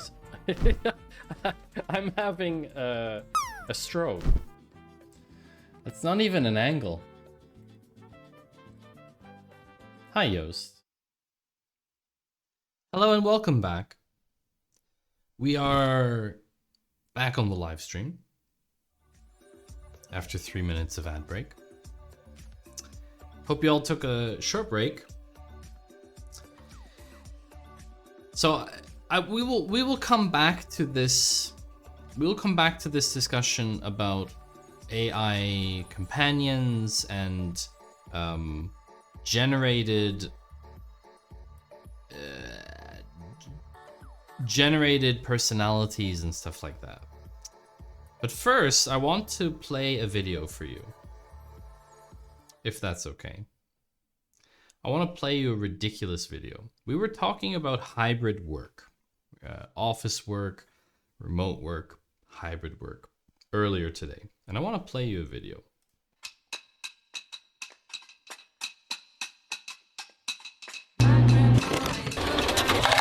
Many of you have come back to the office, and we've noticed it's made a big difference. Unfortunately, too big of a group hasn't returned. We're getting more serious about getting everyone back into the office for the simple reason that we're better when we're together. We move faster, we get better results, and the executives are going to tell you more about that right now.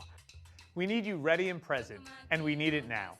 Working together face-to-face helps us create ideas faster and better, so we have new products and new offerings for our customers.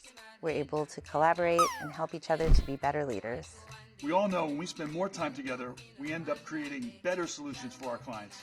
It encourages organic breakthrough moments of creativity, specifically across teams who haven't worked together in person as much before. It propels us into meeting our business goals, and we definitely have big goals for 2024, and we need your help to accomplish those. We're better when we're together, and we need to be our best to crush our competition.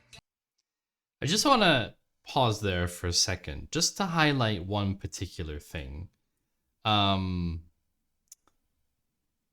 Yeah, that's a green screen. That he's not there in the office. He's saying that you absolutely need to be in person to do your best, and he's saying that while not being in the office in person. So yeah, there's that. We need to be our best to crush our competition. We have been slow in getting back with some people and in some places. That's about to change. Your manager will be in touch with you shortly about how this will be implemented and tracked. Thank you, team. I want to leave you with this. We aren't asking or negotiating at this point. We're informing of how we need to work together going forward. It's, again, for the simple reason that great companies are built by great people working together and seeing each other eye to eye and tackling the big task. Thank you in advance for your help.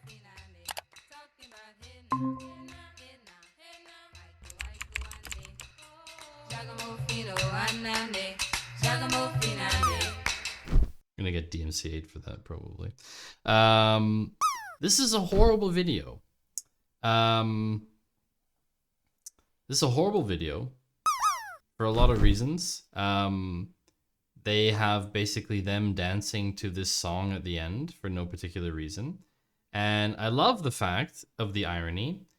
I love the irony, I really do, but I don't think it was deliberate, where they talk about everyone being in person and this entire thing, all of these people were recorded on virtual backgrounds, which you can tell very easily that it's a green screen. For example, you can see that my background here is not a green screen. And yeah, it's pretty hilarious how they have this video. And this is part of a fairly large drama with WebMD, medical data company, where they demand everyone return to the office. And the quote that I think says this best about this video is, oh no, this is a real video. This is a real video. They retracted the video and replaced it with a more sincere one because they realized how bad it was. A quote from an anonymous worker was, "I've seen better acting by hostages in direct-to-DVD movies." And that pretty much summarizes the gist of this video. Absolute, like, this whole thing is just cringe, where they mock remote workers. Don't mess with us, we mean business at the very end. We didn't get to that part, but the very end of the video is the lyrics for Giacomo fino a ne, which actually means we mean business, or don't mess with us. So this is like, we're not asking you to come back to the office, we're telling you to come back to the office. So this is not fake in any way. It's bad. It's bad. It's bad. They've retracted it because they got so much criticism for the video. But yeah, I just wanted to tell you about that because I think it's pretty hilarious. I had way more flexibility to work from anywhere in the world pre-pandemic than I do now after it. How did you have more flexibility before? You just took away the freedom I already had before the giant work from home thing started in the first place.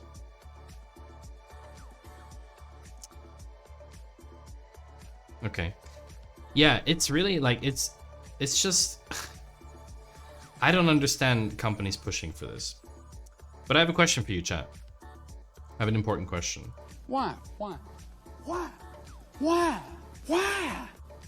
Yeah, the arguments are very wishy-washy as well. Chat, I have a very serious question for you. This is very serious. I need you to be honest with me. Do any of you flurp? Do you flurp? Is flurping something that you are interested in? I don't flurp. Do you? Because if any of you do flurp, then you need to come forward and tell me. Somehow, I don't think any of you are flurpers, but of course, I don't know all of you so well, so it's possible.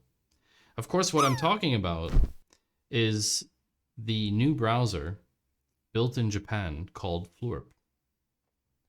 And I would love to know if any of you are already using Flurp.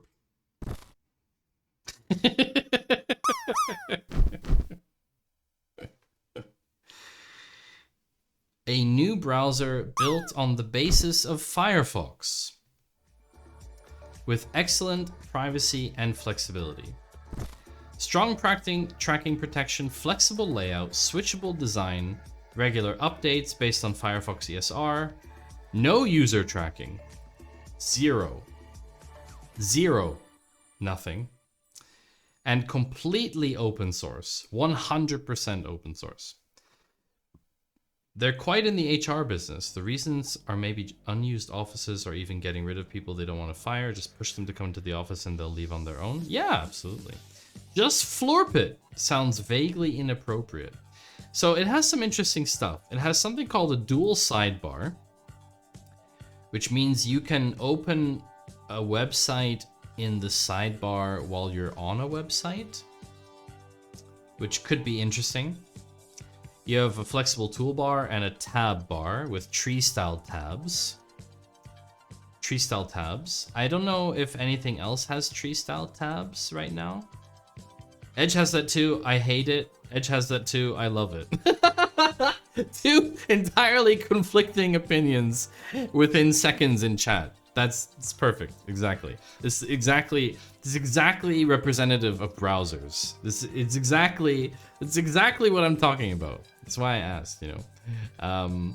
No tracking, blocks harmful trackers, etc., etc. So I don't know. It sounds pretty interesting. Has anyone tried it though? That's the question. I don't know a single person who has been flurping. I don't know anyone who's flurped. Don't know anyone flurping. Maybe you want to try it out. I don't know. Let us know. Speaking of browsers, the other one, Chrome. Google is adding AI to Chrome. Chat, we're gonna do an experiment.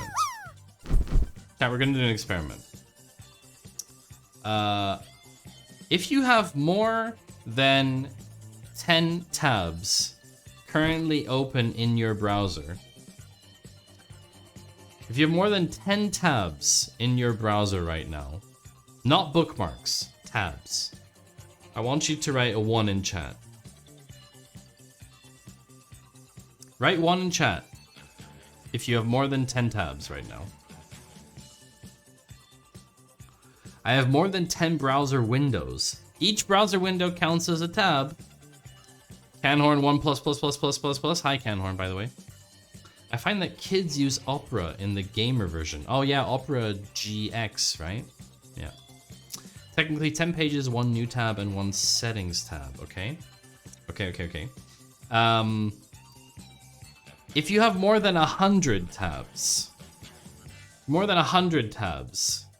write 2 in chat.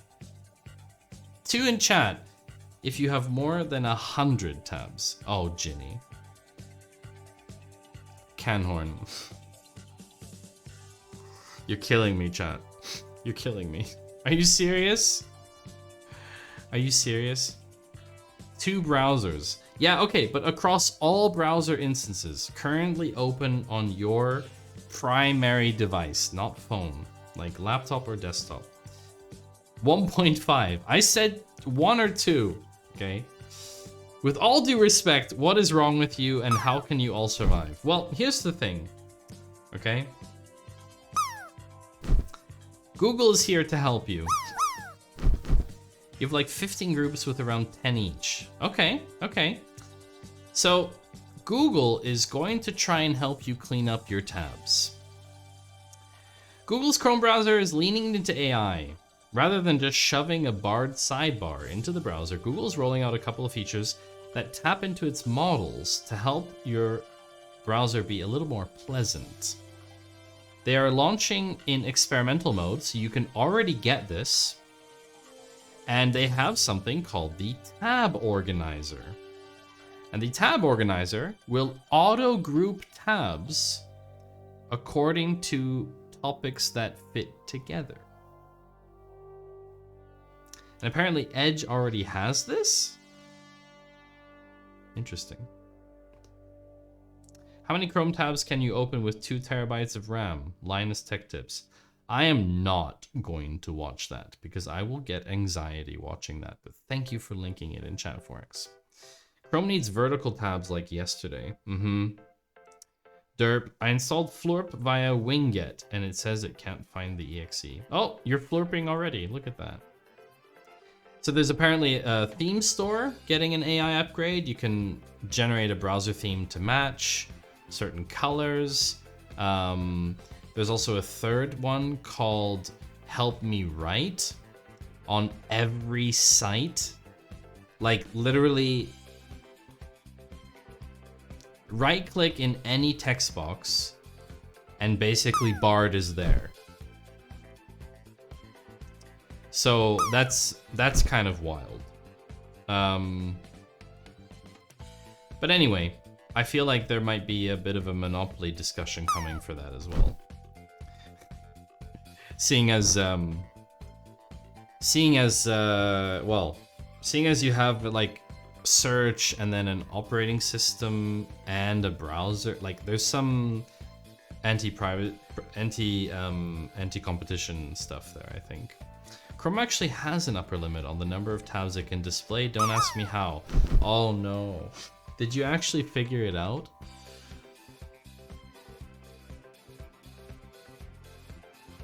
After a certain number of open tabs, the only way to navigate tabs is to use the drop-down search bar, because new tabs don't get displayed. Edge has the best screen reader of any application I've encountered. Really?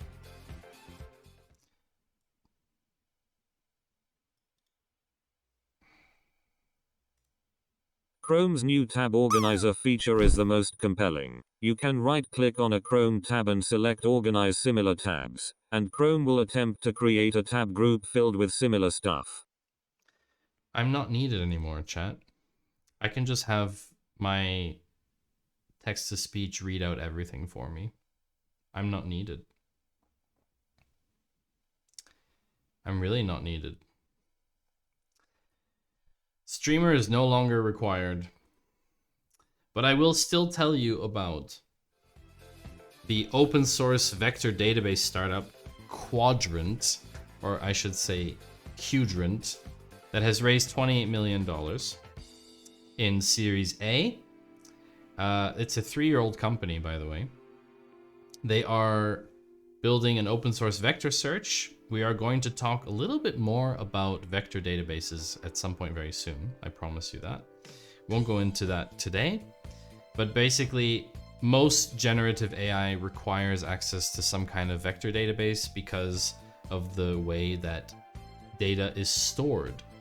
And so the vector database area is pretty hot at the moment. You've got Weaviate raising 50 million. You've got Zilliz getting 60 million.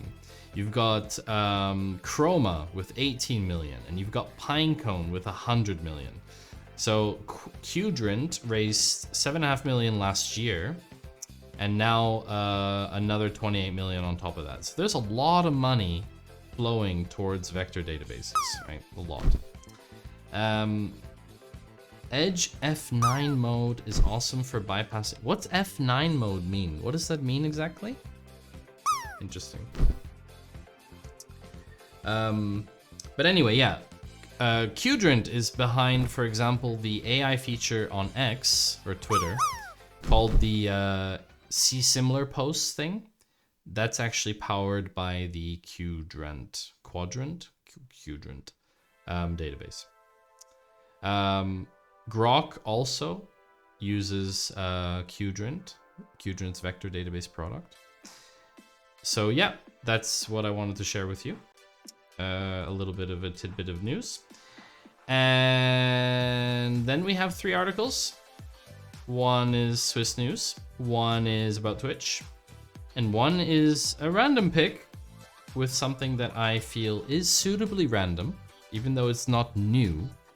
It is quite suitably random, and I hope that you will enjoy it. Can we not talk about Grok because even talking about it lends legitimacy? Yes. We will not be talking about Grok. Definitely not. Also, Edge F9 is reader mode. How interesting. By the way, I haven't been checking the drops. How are people's drops doing today? Are we doing all right? Like, are people feeling like they could hit the drop game? Like that you could have a chance? Or what's your gut feeling on that, chat?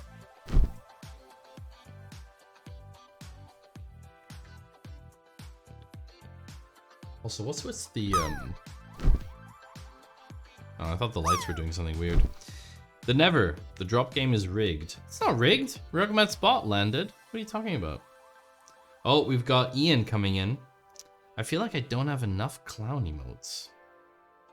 I don't know, there's a lot of you like strewn around the bottom there. It's pretty interesting. Hey TG, you're back. By the way, TG, I wanted to let you know. Raiders get a spot on the Mask of Support now. I thought it's only fair, seeing as raids are quite a significant contribution to the overall. I hope you like the color. I chose like a purple, like a twitchy kind of purple. Wow, it's having trouble focusing today. But anyway, Swiss news of the week. We have a very large telecom company here called Swisscom. Very large company. And they have actually signed an agreement with NVIDIA. I did not expect this at all. And basically they announced a cooperation to build full stack supercomputers based on NVIDIA technology in Switzerland and Italy. They want to establish something called a trusted AI factory specifically for Swiss and Italian customers. Now, the reason why they would build something in Switzerland is because if you run software in Switzerland, you are not subject to laws of the EU because you are hosting and operating the software here. Also, if you only have Swiss customers and not anyone from outside the EU, you're not subject to those laws either, right? So typically a lot of companies operate a lot of their things within Switzerland to not run into that issue. So there's no data transfer outside the country, etc., etc. So it's very interesting to hear about that collaboration. Also, if you're Amazon, you're apparently also not subject to those laws. DSA? Nah, that's not for us. Not for us. Well, we wouldn't do it if it weren't for who you are and what you do. So guess you're doing the very least your contribution too. Thank you, TG. I appreciate that. Don't worry, I get enough out of this. Don't you worry. I get plenty out of this. I was having a great conversation with someone on Wednesday about this, where this person, she told me that she didn't understand how I'm able to give up so much of my time for free. And yep, it's Swisscom AG, that's right, 524 per share. That's right. And well, the conversation we had was fairly long, and I won't go into detail, but I don't do this for free. It's just that you can't think of it purely in monetary terms. Chat is pretty awesome, if we're being honest. I mean, chat's okay, you know. Chat's like, I mean, do you really need to be here? Kind of like. Are you really needed, chat? Like, couldn't we just do this without you, in theory? Like, couldn't I just stream this and you not be here, you know? Like, if we're being very honest, you know, this could be a recording. In theory, I could just be here talking to myself. But you're right, it would probably be 20 minutes. Because you all wouldn't be interrupting me constantly. Yes. User has left the channel. So yeah, interesting initiative, definitely for Swiss customers specifically. Twitch news this week, which does not affect us, most certainly not affect us, but there has been an update to the so-called Plus program. So previously, there was a program known as the Partner Plus program, which had some certain criteria that you would need to achieve in order to get a better sub split of 70-30 revenue share.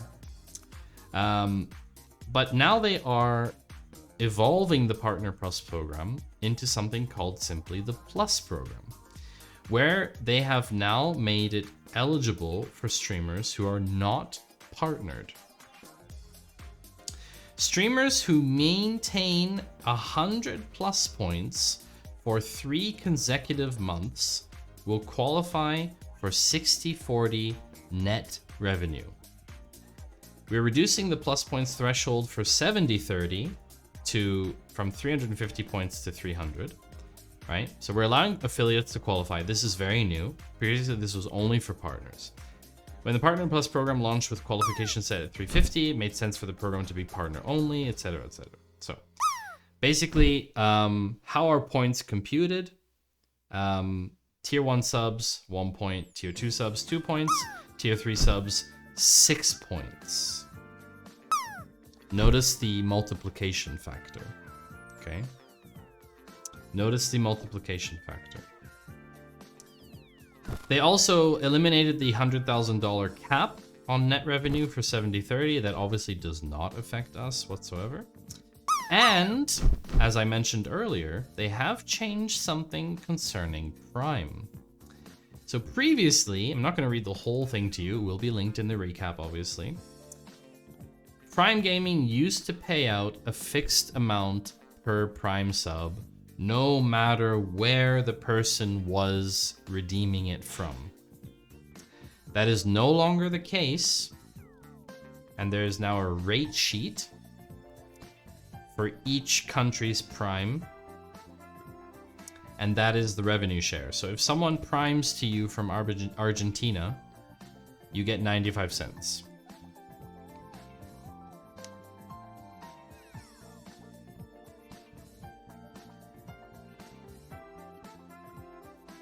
Or sorry, do you get half of this? Is it 50-50? It's 50%. I honestly can't fault them for the Prime changes, as in some regions they were paying out more than the entire Prime subscription fee. Yeah, absolutely. So that's the biggest change in reality that affects, let's say, most people. I think that this is a very good move. I think it's a very positive sign. It's a sign that Twitch on the one hand does want to save money. They are very cost conscious right now. They've cut a lot of their staff, which is very unfortunate. But at the same time, they recognize that streamers are bringing value. And I think that they're willing to give out more of the share of that value. Things are changing. Things are changing. Sadly, we will not hit anywhere close to this requirement of 100 plus points. I currently have 23 sub points, and most significantly, gift subs do not count towards this. So yeah, also I don't want to hit it. It's very simple. I don't want to be part of that program. So chat, we have reached the end of the articles. We have one final random pick for you. I would like to think of a suitable introduction so that this is impactful enough for you.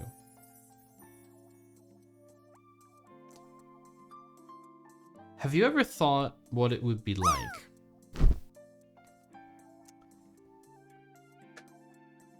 Have you ever thought what it would be like if IKEA and Lego collaborated on a project together? Specifically, if IKEA and Lego said, what if we made a car?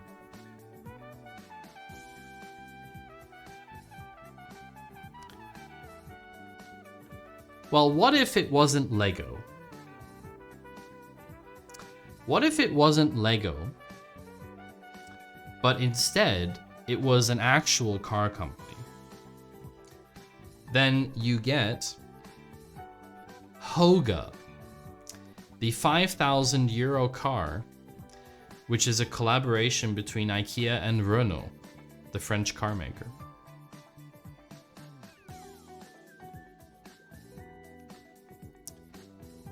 It would be called Roller. Did you know that annually Lego makes more tires than all the tire manufacturers in the world combined? I did know that, finite.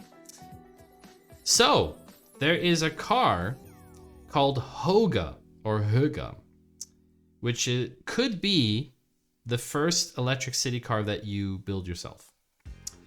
The original idea was by an American designer named Ryan Schlotthauser, who made it his thesis. But yes, flat pack car, absolutely. And basically it is a collaboration between the Swedish brand and Renault. Renault is actually, when it comes to electric mobility, quite a pioneer. Hoga in Swedish means high, which I think is hilarious. This vehicle should probably cost $420. It's a two-seater vehicle, 1.8 meters high and 2.3 meters long, with four-wheel drive, and it's from an assembly of 374 pieces. Now, obviously, like IKEA furniture, if you lose one of these pieces, it could be particularly bad for you. If you lost, like, a wheel, for example. But yeah, you would be able to assemble it yourself, all for a cost of 5,000 euros, excluding incentives. And yeah, this is the idea. And it's electric, right? So a lot of it would be reusable. It could also be something maybe for city car sharing services. I think it's pretty awesome. It was inspired by Bauhaus, like the trend in the early 1900s. And apparently the transport can be in stackable crates, so it's not entirely flat pack, but it's still, unfortunately, 100% theoretical. Both Renault and IKEA have said that they are not involved in the design project, but that does not mean that they consider his idea bad. So yeah, I would love to see something like this. Unfortunately, it is not a reality yet. Maybe someday. I lost the motor. Can you go grab me one off the shelf? Anything on safety? No, it's purely a design concept. I think the thing would crumble in a significant collision. But as we're talking maybe package delivery, maybe it's like max speed 25 km/h type thing, maybe. Like very inner city, maybe at some point even places where there's no other cars and just pedestrians. I don't know. Yeah. I don't know, it's pretty funny. So yeah, I have a question for you, chat. I have the question of the day, actually. Which if you saw my stream title or the stream go live message, then you should have seen it already. And for those of you potentially watching on LinkedIn, would also like to hear from you as well. What do you believe is the next... What's the next frontier in generative AI? What do you think is... What's coming, you know? And we've been talking about, you know, virtual influencers. Virtual influencers and all kinds of different monetization strategies of AI generated content and deep fakes and all that kind of stuff. And I have a theory. I have a theory of what's coming next. I have a theory. Cypher says AI games. That's a theory. That's an idea. Do you care to elaborate? Ginny? Finite? TG? DevPanda? Hi, DevPanda, by the way. AI people? What would an AI person be? What's an AI person?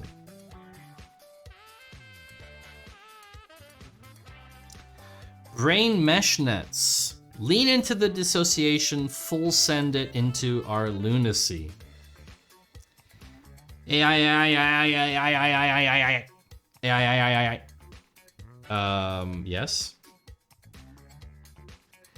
I have a theory which is... I'll just write the word.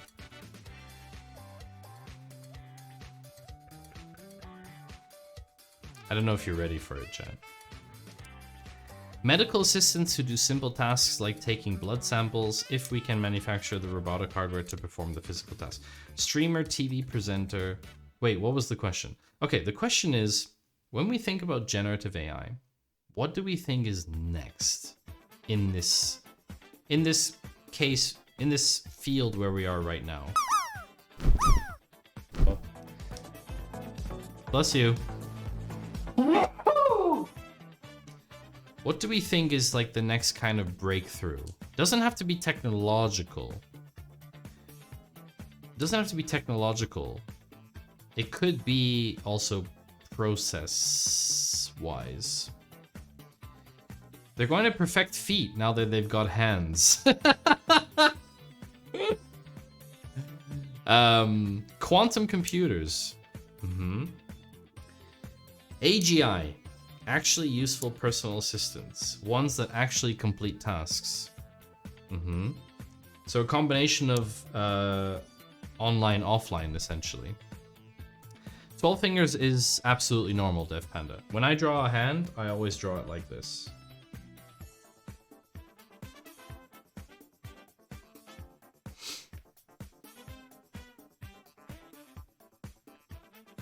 For me, those are two normal hands. Yeah. Absolute normal.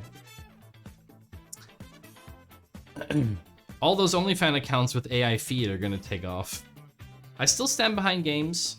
Tighter capital cycle makes it a compelling target for corporate spend. Cypher, you and I, for the rare occasion that this does happen, no, that's not so rare. But Cypher, you and I agree on a lot of things and disagree on a lot of things. I can see where you're coming from with games. I can see that. Procedural generation has been a thing for a long time. I play Remnant 2. There's a ton of procedural generation in there. For me, however, the next big change that we're gonna see, the next big breakthrough, the next big kind of upset is going to be around this.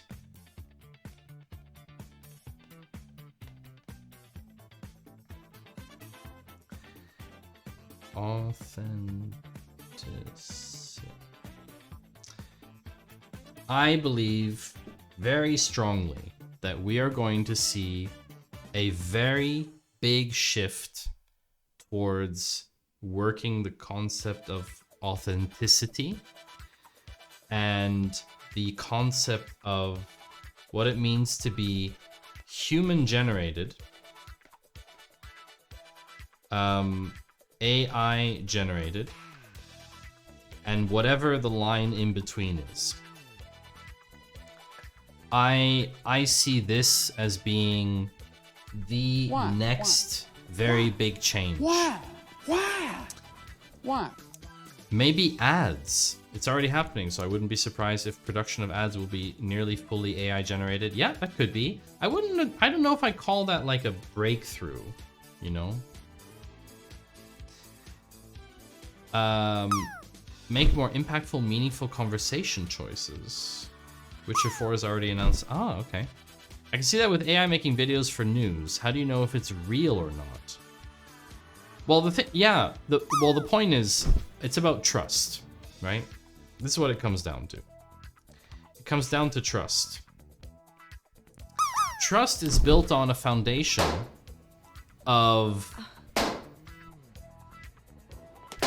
Trust is built on a foundation of many different perspectives, right? Many different things, but there are components of trust, like origin. Where did the information come from? Delivery, right? The information itself. The language. There are so many components of trust when we talk about it in the context of this. Let me give you an example. I have no problem sharing with all of you that I make close to 2 million a year in my job. And that's why I don't care about money. That's why I don't care about monetary benefit about streaming. How many of you believe that that statement is true?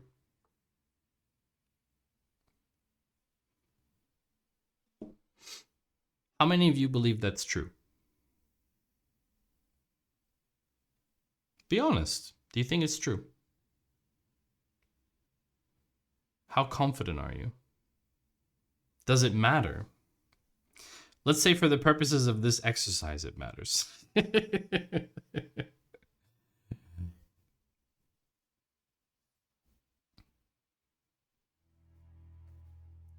See, the thing is, I would guess that a lot of you would believe that to be true. Could be, doesn't matter.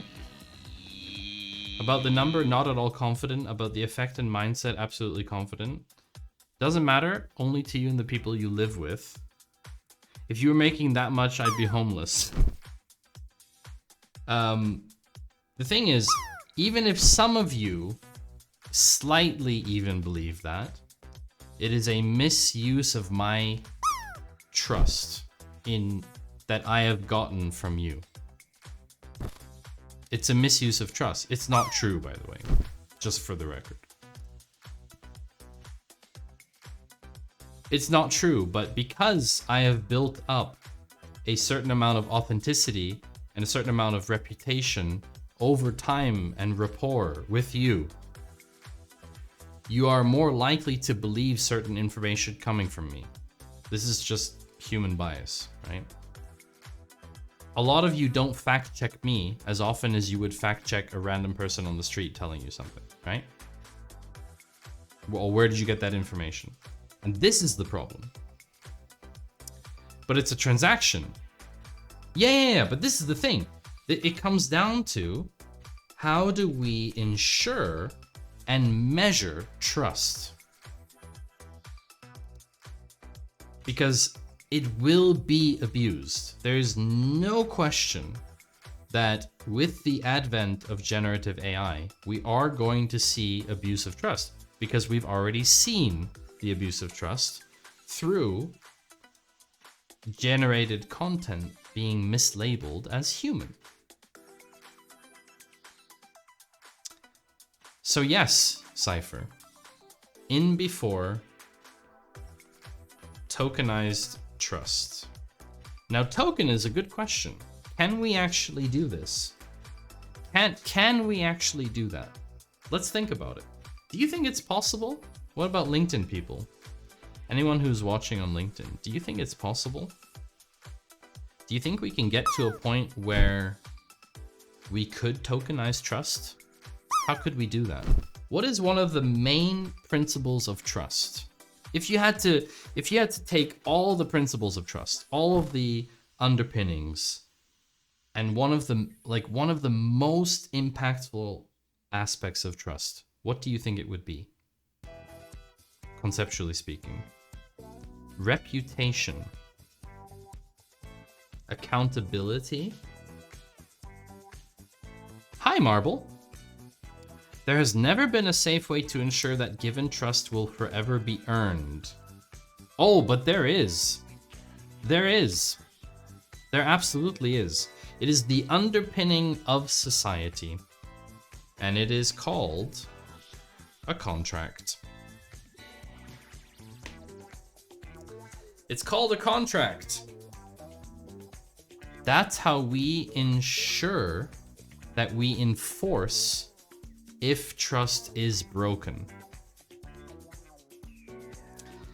And the underpinnings of a contract, unfortunately, are laws. You cannot build a contractual relationship without law. It's very impossible because you can't enforce the contract. And we did get a bit deep with that. But basically my thoughts around this are, in the space we are going to see more around the topic of generative AI and trust. Before we see massive technological breakthroughs like AGI,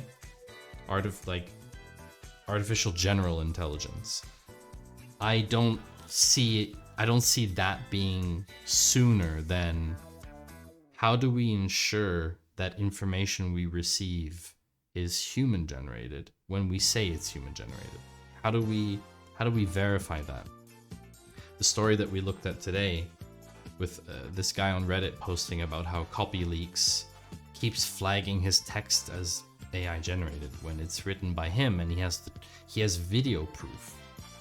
He has version history in Word of him writing, or in Google Docs, of him actually writing, taking that text, copying it, putting it into that system, and getting flagged. Data integrity. If the information is being repeated, doesn't matter which secondhand source it comes from, it needs to maintain integrity. Yep, and in the data world, it's very funny, but we've also started talking about data contracts. Where you have, on one hand, you have a producer, and on the other hand, you have a consumer. And the data producer needs to specify, these are the things that I'm outputting, right? And the consumer needs to say, well, oh, these are the things I need to have, and there needs to be a match. There has to be. There has to be a contract that gets formed between these two parties. technically it happens in a lot of different ways, right? But that's right, Marble. When you repeat information, you need to ensure that the information is traced. Traceability is a big problem. I would even call it transparency, in a way. I want distributed ledgers to get a more earnest go with less stupidity. Let the bros have AI, we can do some cool stuff with DLT. Yes. Honestly, I think blockchain was used for currency, and I actually don't necessarily think that was the best first use case. Blockchain for distributed information ledgers, where things like facts or historical events, I don't know. I'm not really sure how that would work, right? I'm not even sure how that would work, even if it would work. But just think of how radical that approach could be, that when you're reading a news article, there's all the citations there, technically available to you.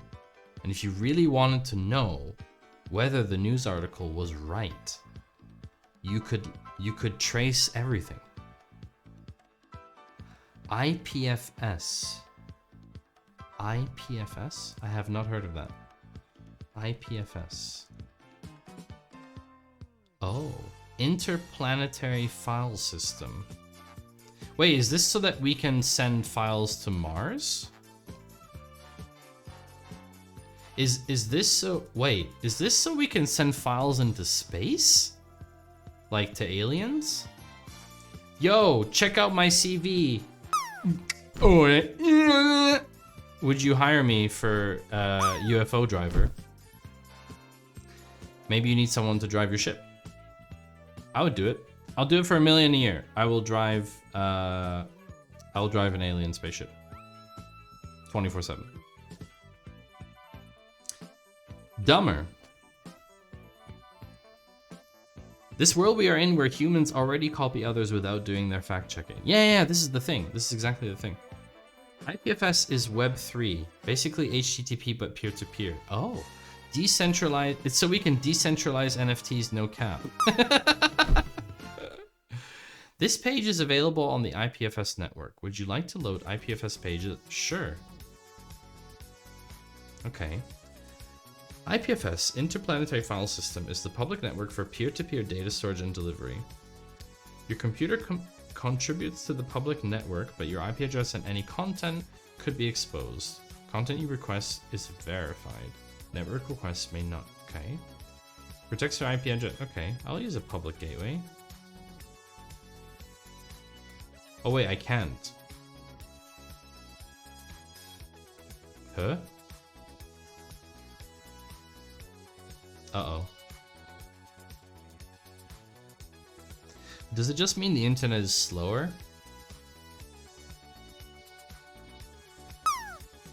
Also, why is this slightly transparent?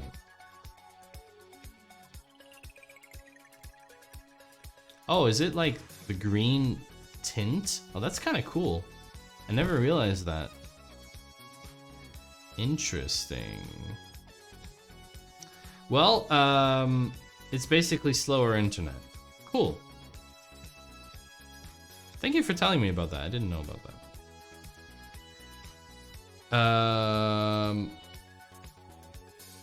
Yeah, so there's some interesting ideas in chat. So does anyone actually like outright disagree with my take about trust and authenticity and transparency? Because a lot of you were talking about things like who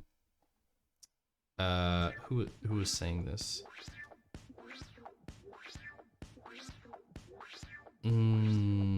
Hold on. You were saying something like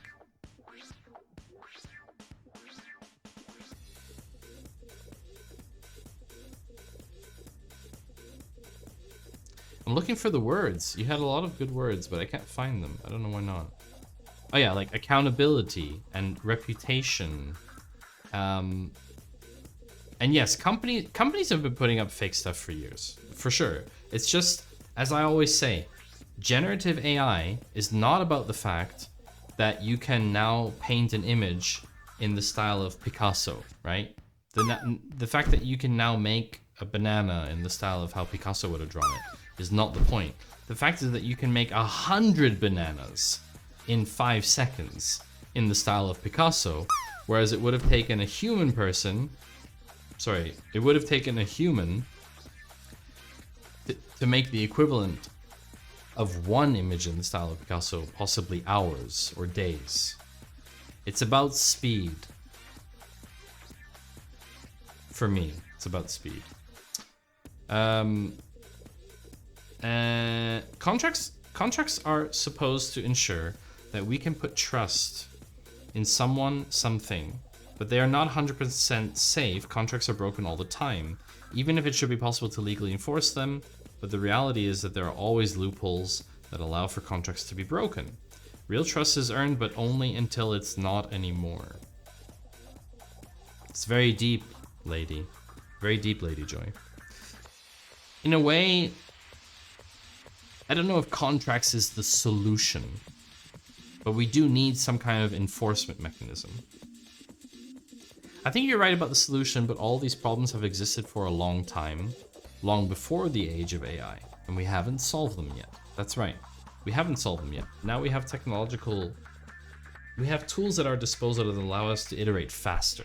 So maybe we might solve them. At some point, an AI will generate a news story and a human will copy it without fact-checking it. This has already happened. I'm almost certain that's already happened. Speed. How fast did you go? Kid says 30. Reported 30 what? Kid says 30 speed. Exactly. Exactly. Reputation as a value is an interesting concept. I'd have to find a way to spoof it. If you had to rank my reputation, chat, from a 0 to 100, just spontaneously put it in chat. What number would you give me? What's my reputation score? 0 to 100. Go. 420. Thank you, Cypher. I appreciate that. 50. Interesting. 50. You're all gonna go 50 now, aren't you? Wait, why is my reputation 50? 69. Spoofing reputation isn't difficult. Bot reviews are a thing. Yes. I mean, you literally just said this stream I shouldn't trust you as much. TG has an interesting question. How do you measure reputation? That's exactly the problem. That's exactly the issue. How do you even say what reputation is, you know? 50 in a way is a good answer because it's like I've done nothing to either prove or disprove that I'm not reputable. But yeah, I should have a social score in theory. But there are certainly people who have thought about this that are much smarter than I am. So I think all of you, and together with the rest of society, we will probably find some very innovative ways to come up with scoring models for reputation or trustworthiness. We already have it for very micro level things, right? Like if you go to do a transaction on a platform like I don't know, if you go to do a transaction on like one of our auction platforms here, you can look at the person's review history, right? And that tells you about their trustworthiness. I'm sorry, but I don't have access to real-time data or information about specific individuals. As of my last knowledge update in January 2022, I don't have any information on this individual. Matty Two Shoes is a streamer who gained popularity or recognition after that date. Well, you spelt it as Matty with EY, so maybe that's why ChatGPT doesn't know. It's possible. Personal NPS. That's an interesting question. I like that. Chat, what is the likelihood between 0 and 10 that you would recommend me to watch to someone else?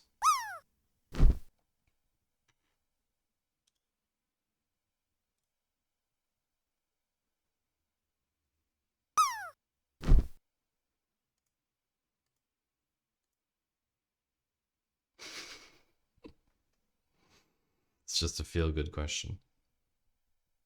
Thank you, chat. I think it's time. I think we should go raid. Thank you for sending good vibes. Thank you all so much for another super interesting day. Super interesting stream. We will see each other on Monday. Hot tub streamer?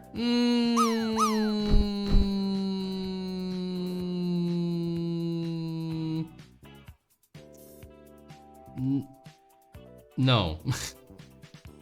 Rate someone on LinkedIn. Yeah, is anyone LinkedIn streaming? Oh, I think my LinkedIn stream stopped after 4 hours. Oh, wow. I think the LinkedIn stream actually is a maximum of 4 hours. Could that be? Is the LinkedIn stream still live? Wait, that's wild. Is the LinkedIn stream maximum 4 hours? Huh. I think it is actually. Oh no. I tried to find your LinkedIn and couldn't. Oh. Cypher, you should be. If you just type Matty Two Shoes in LinkedIn, you really should find it. It should be easy enough. Be interesting to consider what having a mechanism of trust does to advertising. Yeah, well, I can tell you that there's a crazy amount of ad fraud. Even before the advent of generative AI, there was a crazy amount of ad fraud in display ads, especially in B2B, for example. It's been shown that in some cases it was like upwards of 40 to 60, like 40-60% ad fraud. It's kind of wild. Oh, the stream. Yeah, it's in an event in LinkedIn. That's where it happens, yeah. Emperor Lou, welcome to the stream. Which AI code assistant tools do you prefer? I actually don't use any AI coding assistants. Not specific AI coding assistants. I use ChatGPT for some programming related queries, but not direct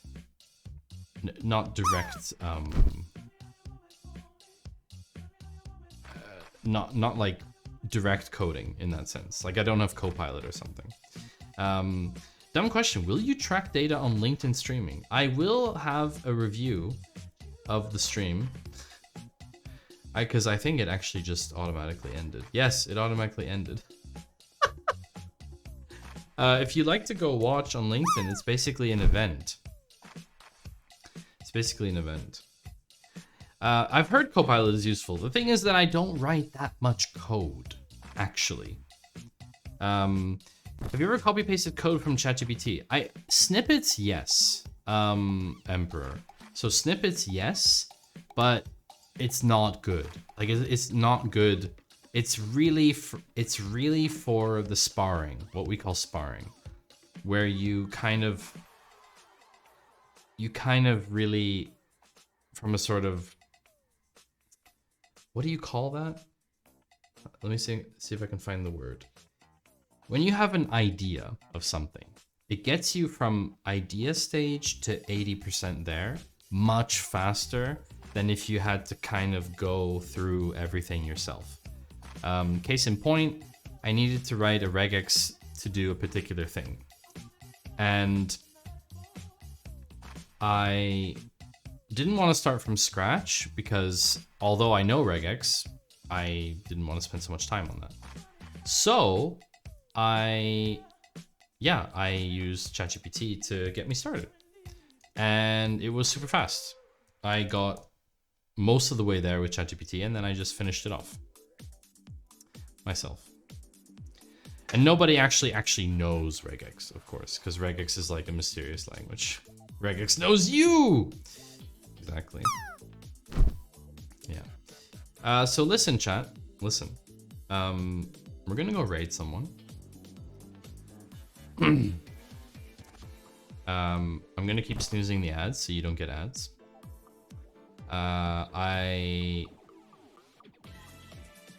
had a great time. I had a great time today. I think we can do it again on Monday, maybe. I have some ideas of what we're gonna do on Monday. If there's something in particular you would like to see or do on stream, then as always, please send it to me. Either on Discord or send me an email, LinkedIn message, however you want to get in touch. Oh no.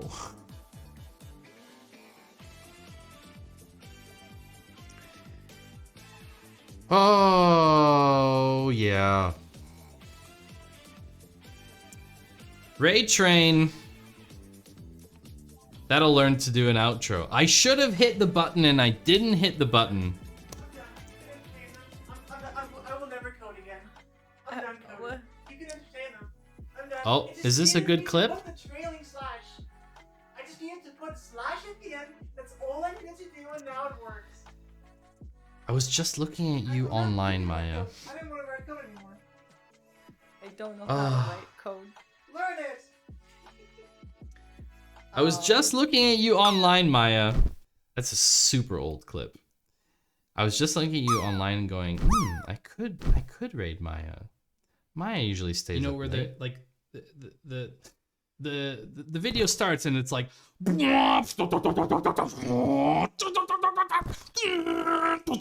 welcome to my channel and I'm telling you all about my amazing setup today. Like it's just, I don't, like, why does the video need to be turned up to 11? Like, is there a reason for that? I don't understand why it has to be. There's no reason why all of these YouTube videos need to start that way. But yeah, emote of the dubstep face, I mean, sure. Maya, thank you so much for the raid. I appreciate that.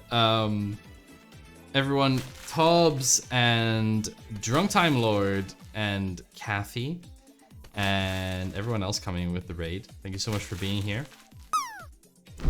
I am Maddie. I'm a data person. Today we were running a show called The Data Cafe, where you get to see all kinds of news articles and interesting stuff going on in the data and tech world. I talk about Gen AI, I talk about privacy, I talk about all kinds of cool stuff. And on Mondays, we do programming streams, data stuff, I write a lot of SQL, you know, the usual. So Mondays and Fridays, I stream. And, well, if you'd like to recap, if you'd like to actually catch up on everything, then you can actually go visit my free Patreon, where you can read these stream recaps that I write. So for today, for example, for Data Cafe, you'll find all the links that we talked about as well. Who's the creator of the drop game? So Instafluff and Maya, with 2 A's actually, are the authors of Pixel Plush. Pixel Plush being the company that has multiple different stream games, and the drop game is one of them. Yeah, Instafluff, exactly. Also, Instafluff is also the creator of this particular thing. This background changing tool that I'm using. So if you look here, if you do !background happy, it will change the background automatically. And Instafluff built that. He also built Comfy.js and a whole load of other stuff. So yeah. Yeah. He's been doing for a long time. He's been streaming a long time. So we were just about to wrap up for today. Actually. But I see that Ginny has requested an ad for Justin Numbers. So I think it's probably a good time to do Garbage. that. So let's do an ad for Justin Numbers. Time to drop. Yeah, we'll do another raid. We'll do another raid, but first we need a short ad. But don't worry, it's not the kind of ad that you think.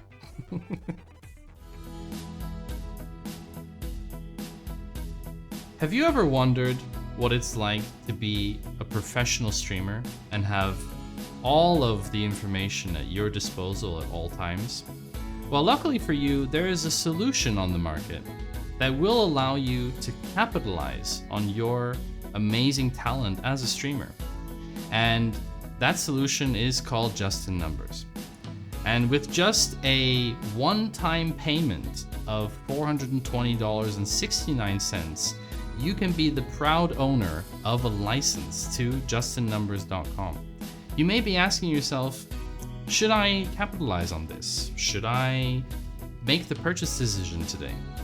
The reality is that if you don't capitalize on this today, you will miss out on all of these amazing opportunities that are in front of you as we speak. Whether that's 80 different colors at your disposal, or whether that's a streaming mask, Just in Numbers can help you with all of these various things.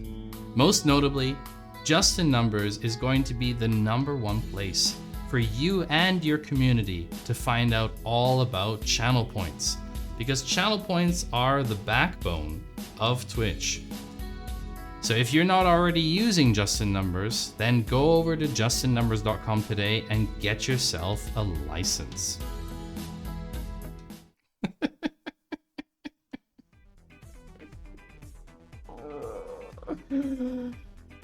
Why?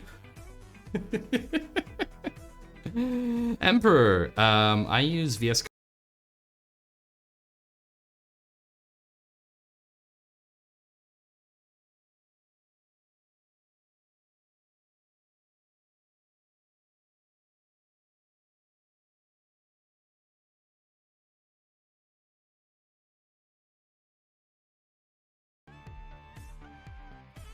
See, I just opened VS Code and it disconnected my stream completely, so I can't really recommend it. It is it's a bit of a problem.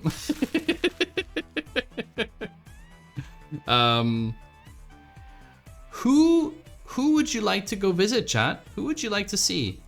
We really do need to wrap up. But who would you like to see? Would you like to do more talking? Would you like to do more shenanigans? Would you like to do more shenanigans? Would you like to mess with people? Would you like to see fun stuff? Of course, only those of you who are VIP can actually. Thanks, thanks Cypher for doing emote only. Are you protecting me? I feel protected. I feel cozy and protected. Thank you. But thank you so much, everyone. Really, I appreciate it. I hope to see you on Monday. Honestly, I am still so blown away by how much support I get from this community and how awesome it is.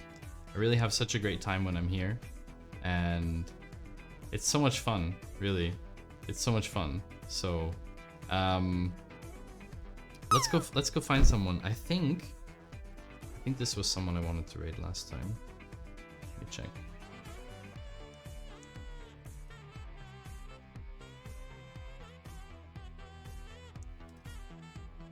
That's not the one. It's a different channel. They look so similar. Why do all the channels on Twitch look so similar? They all look the same. They all look the same.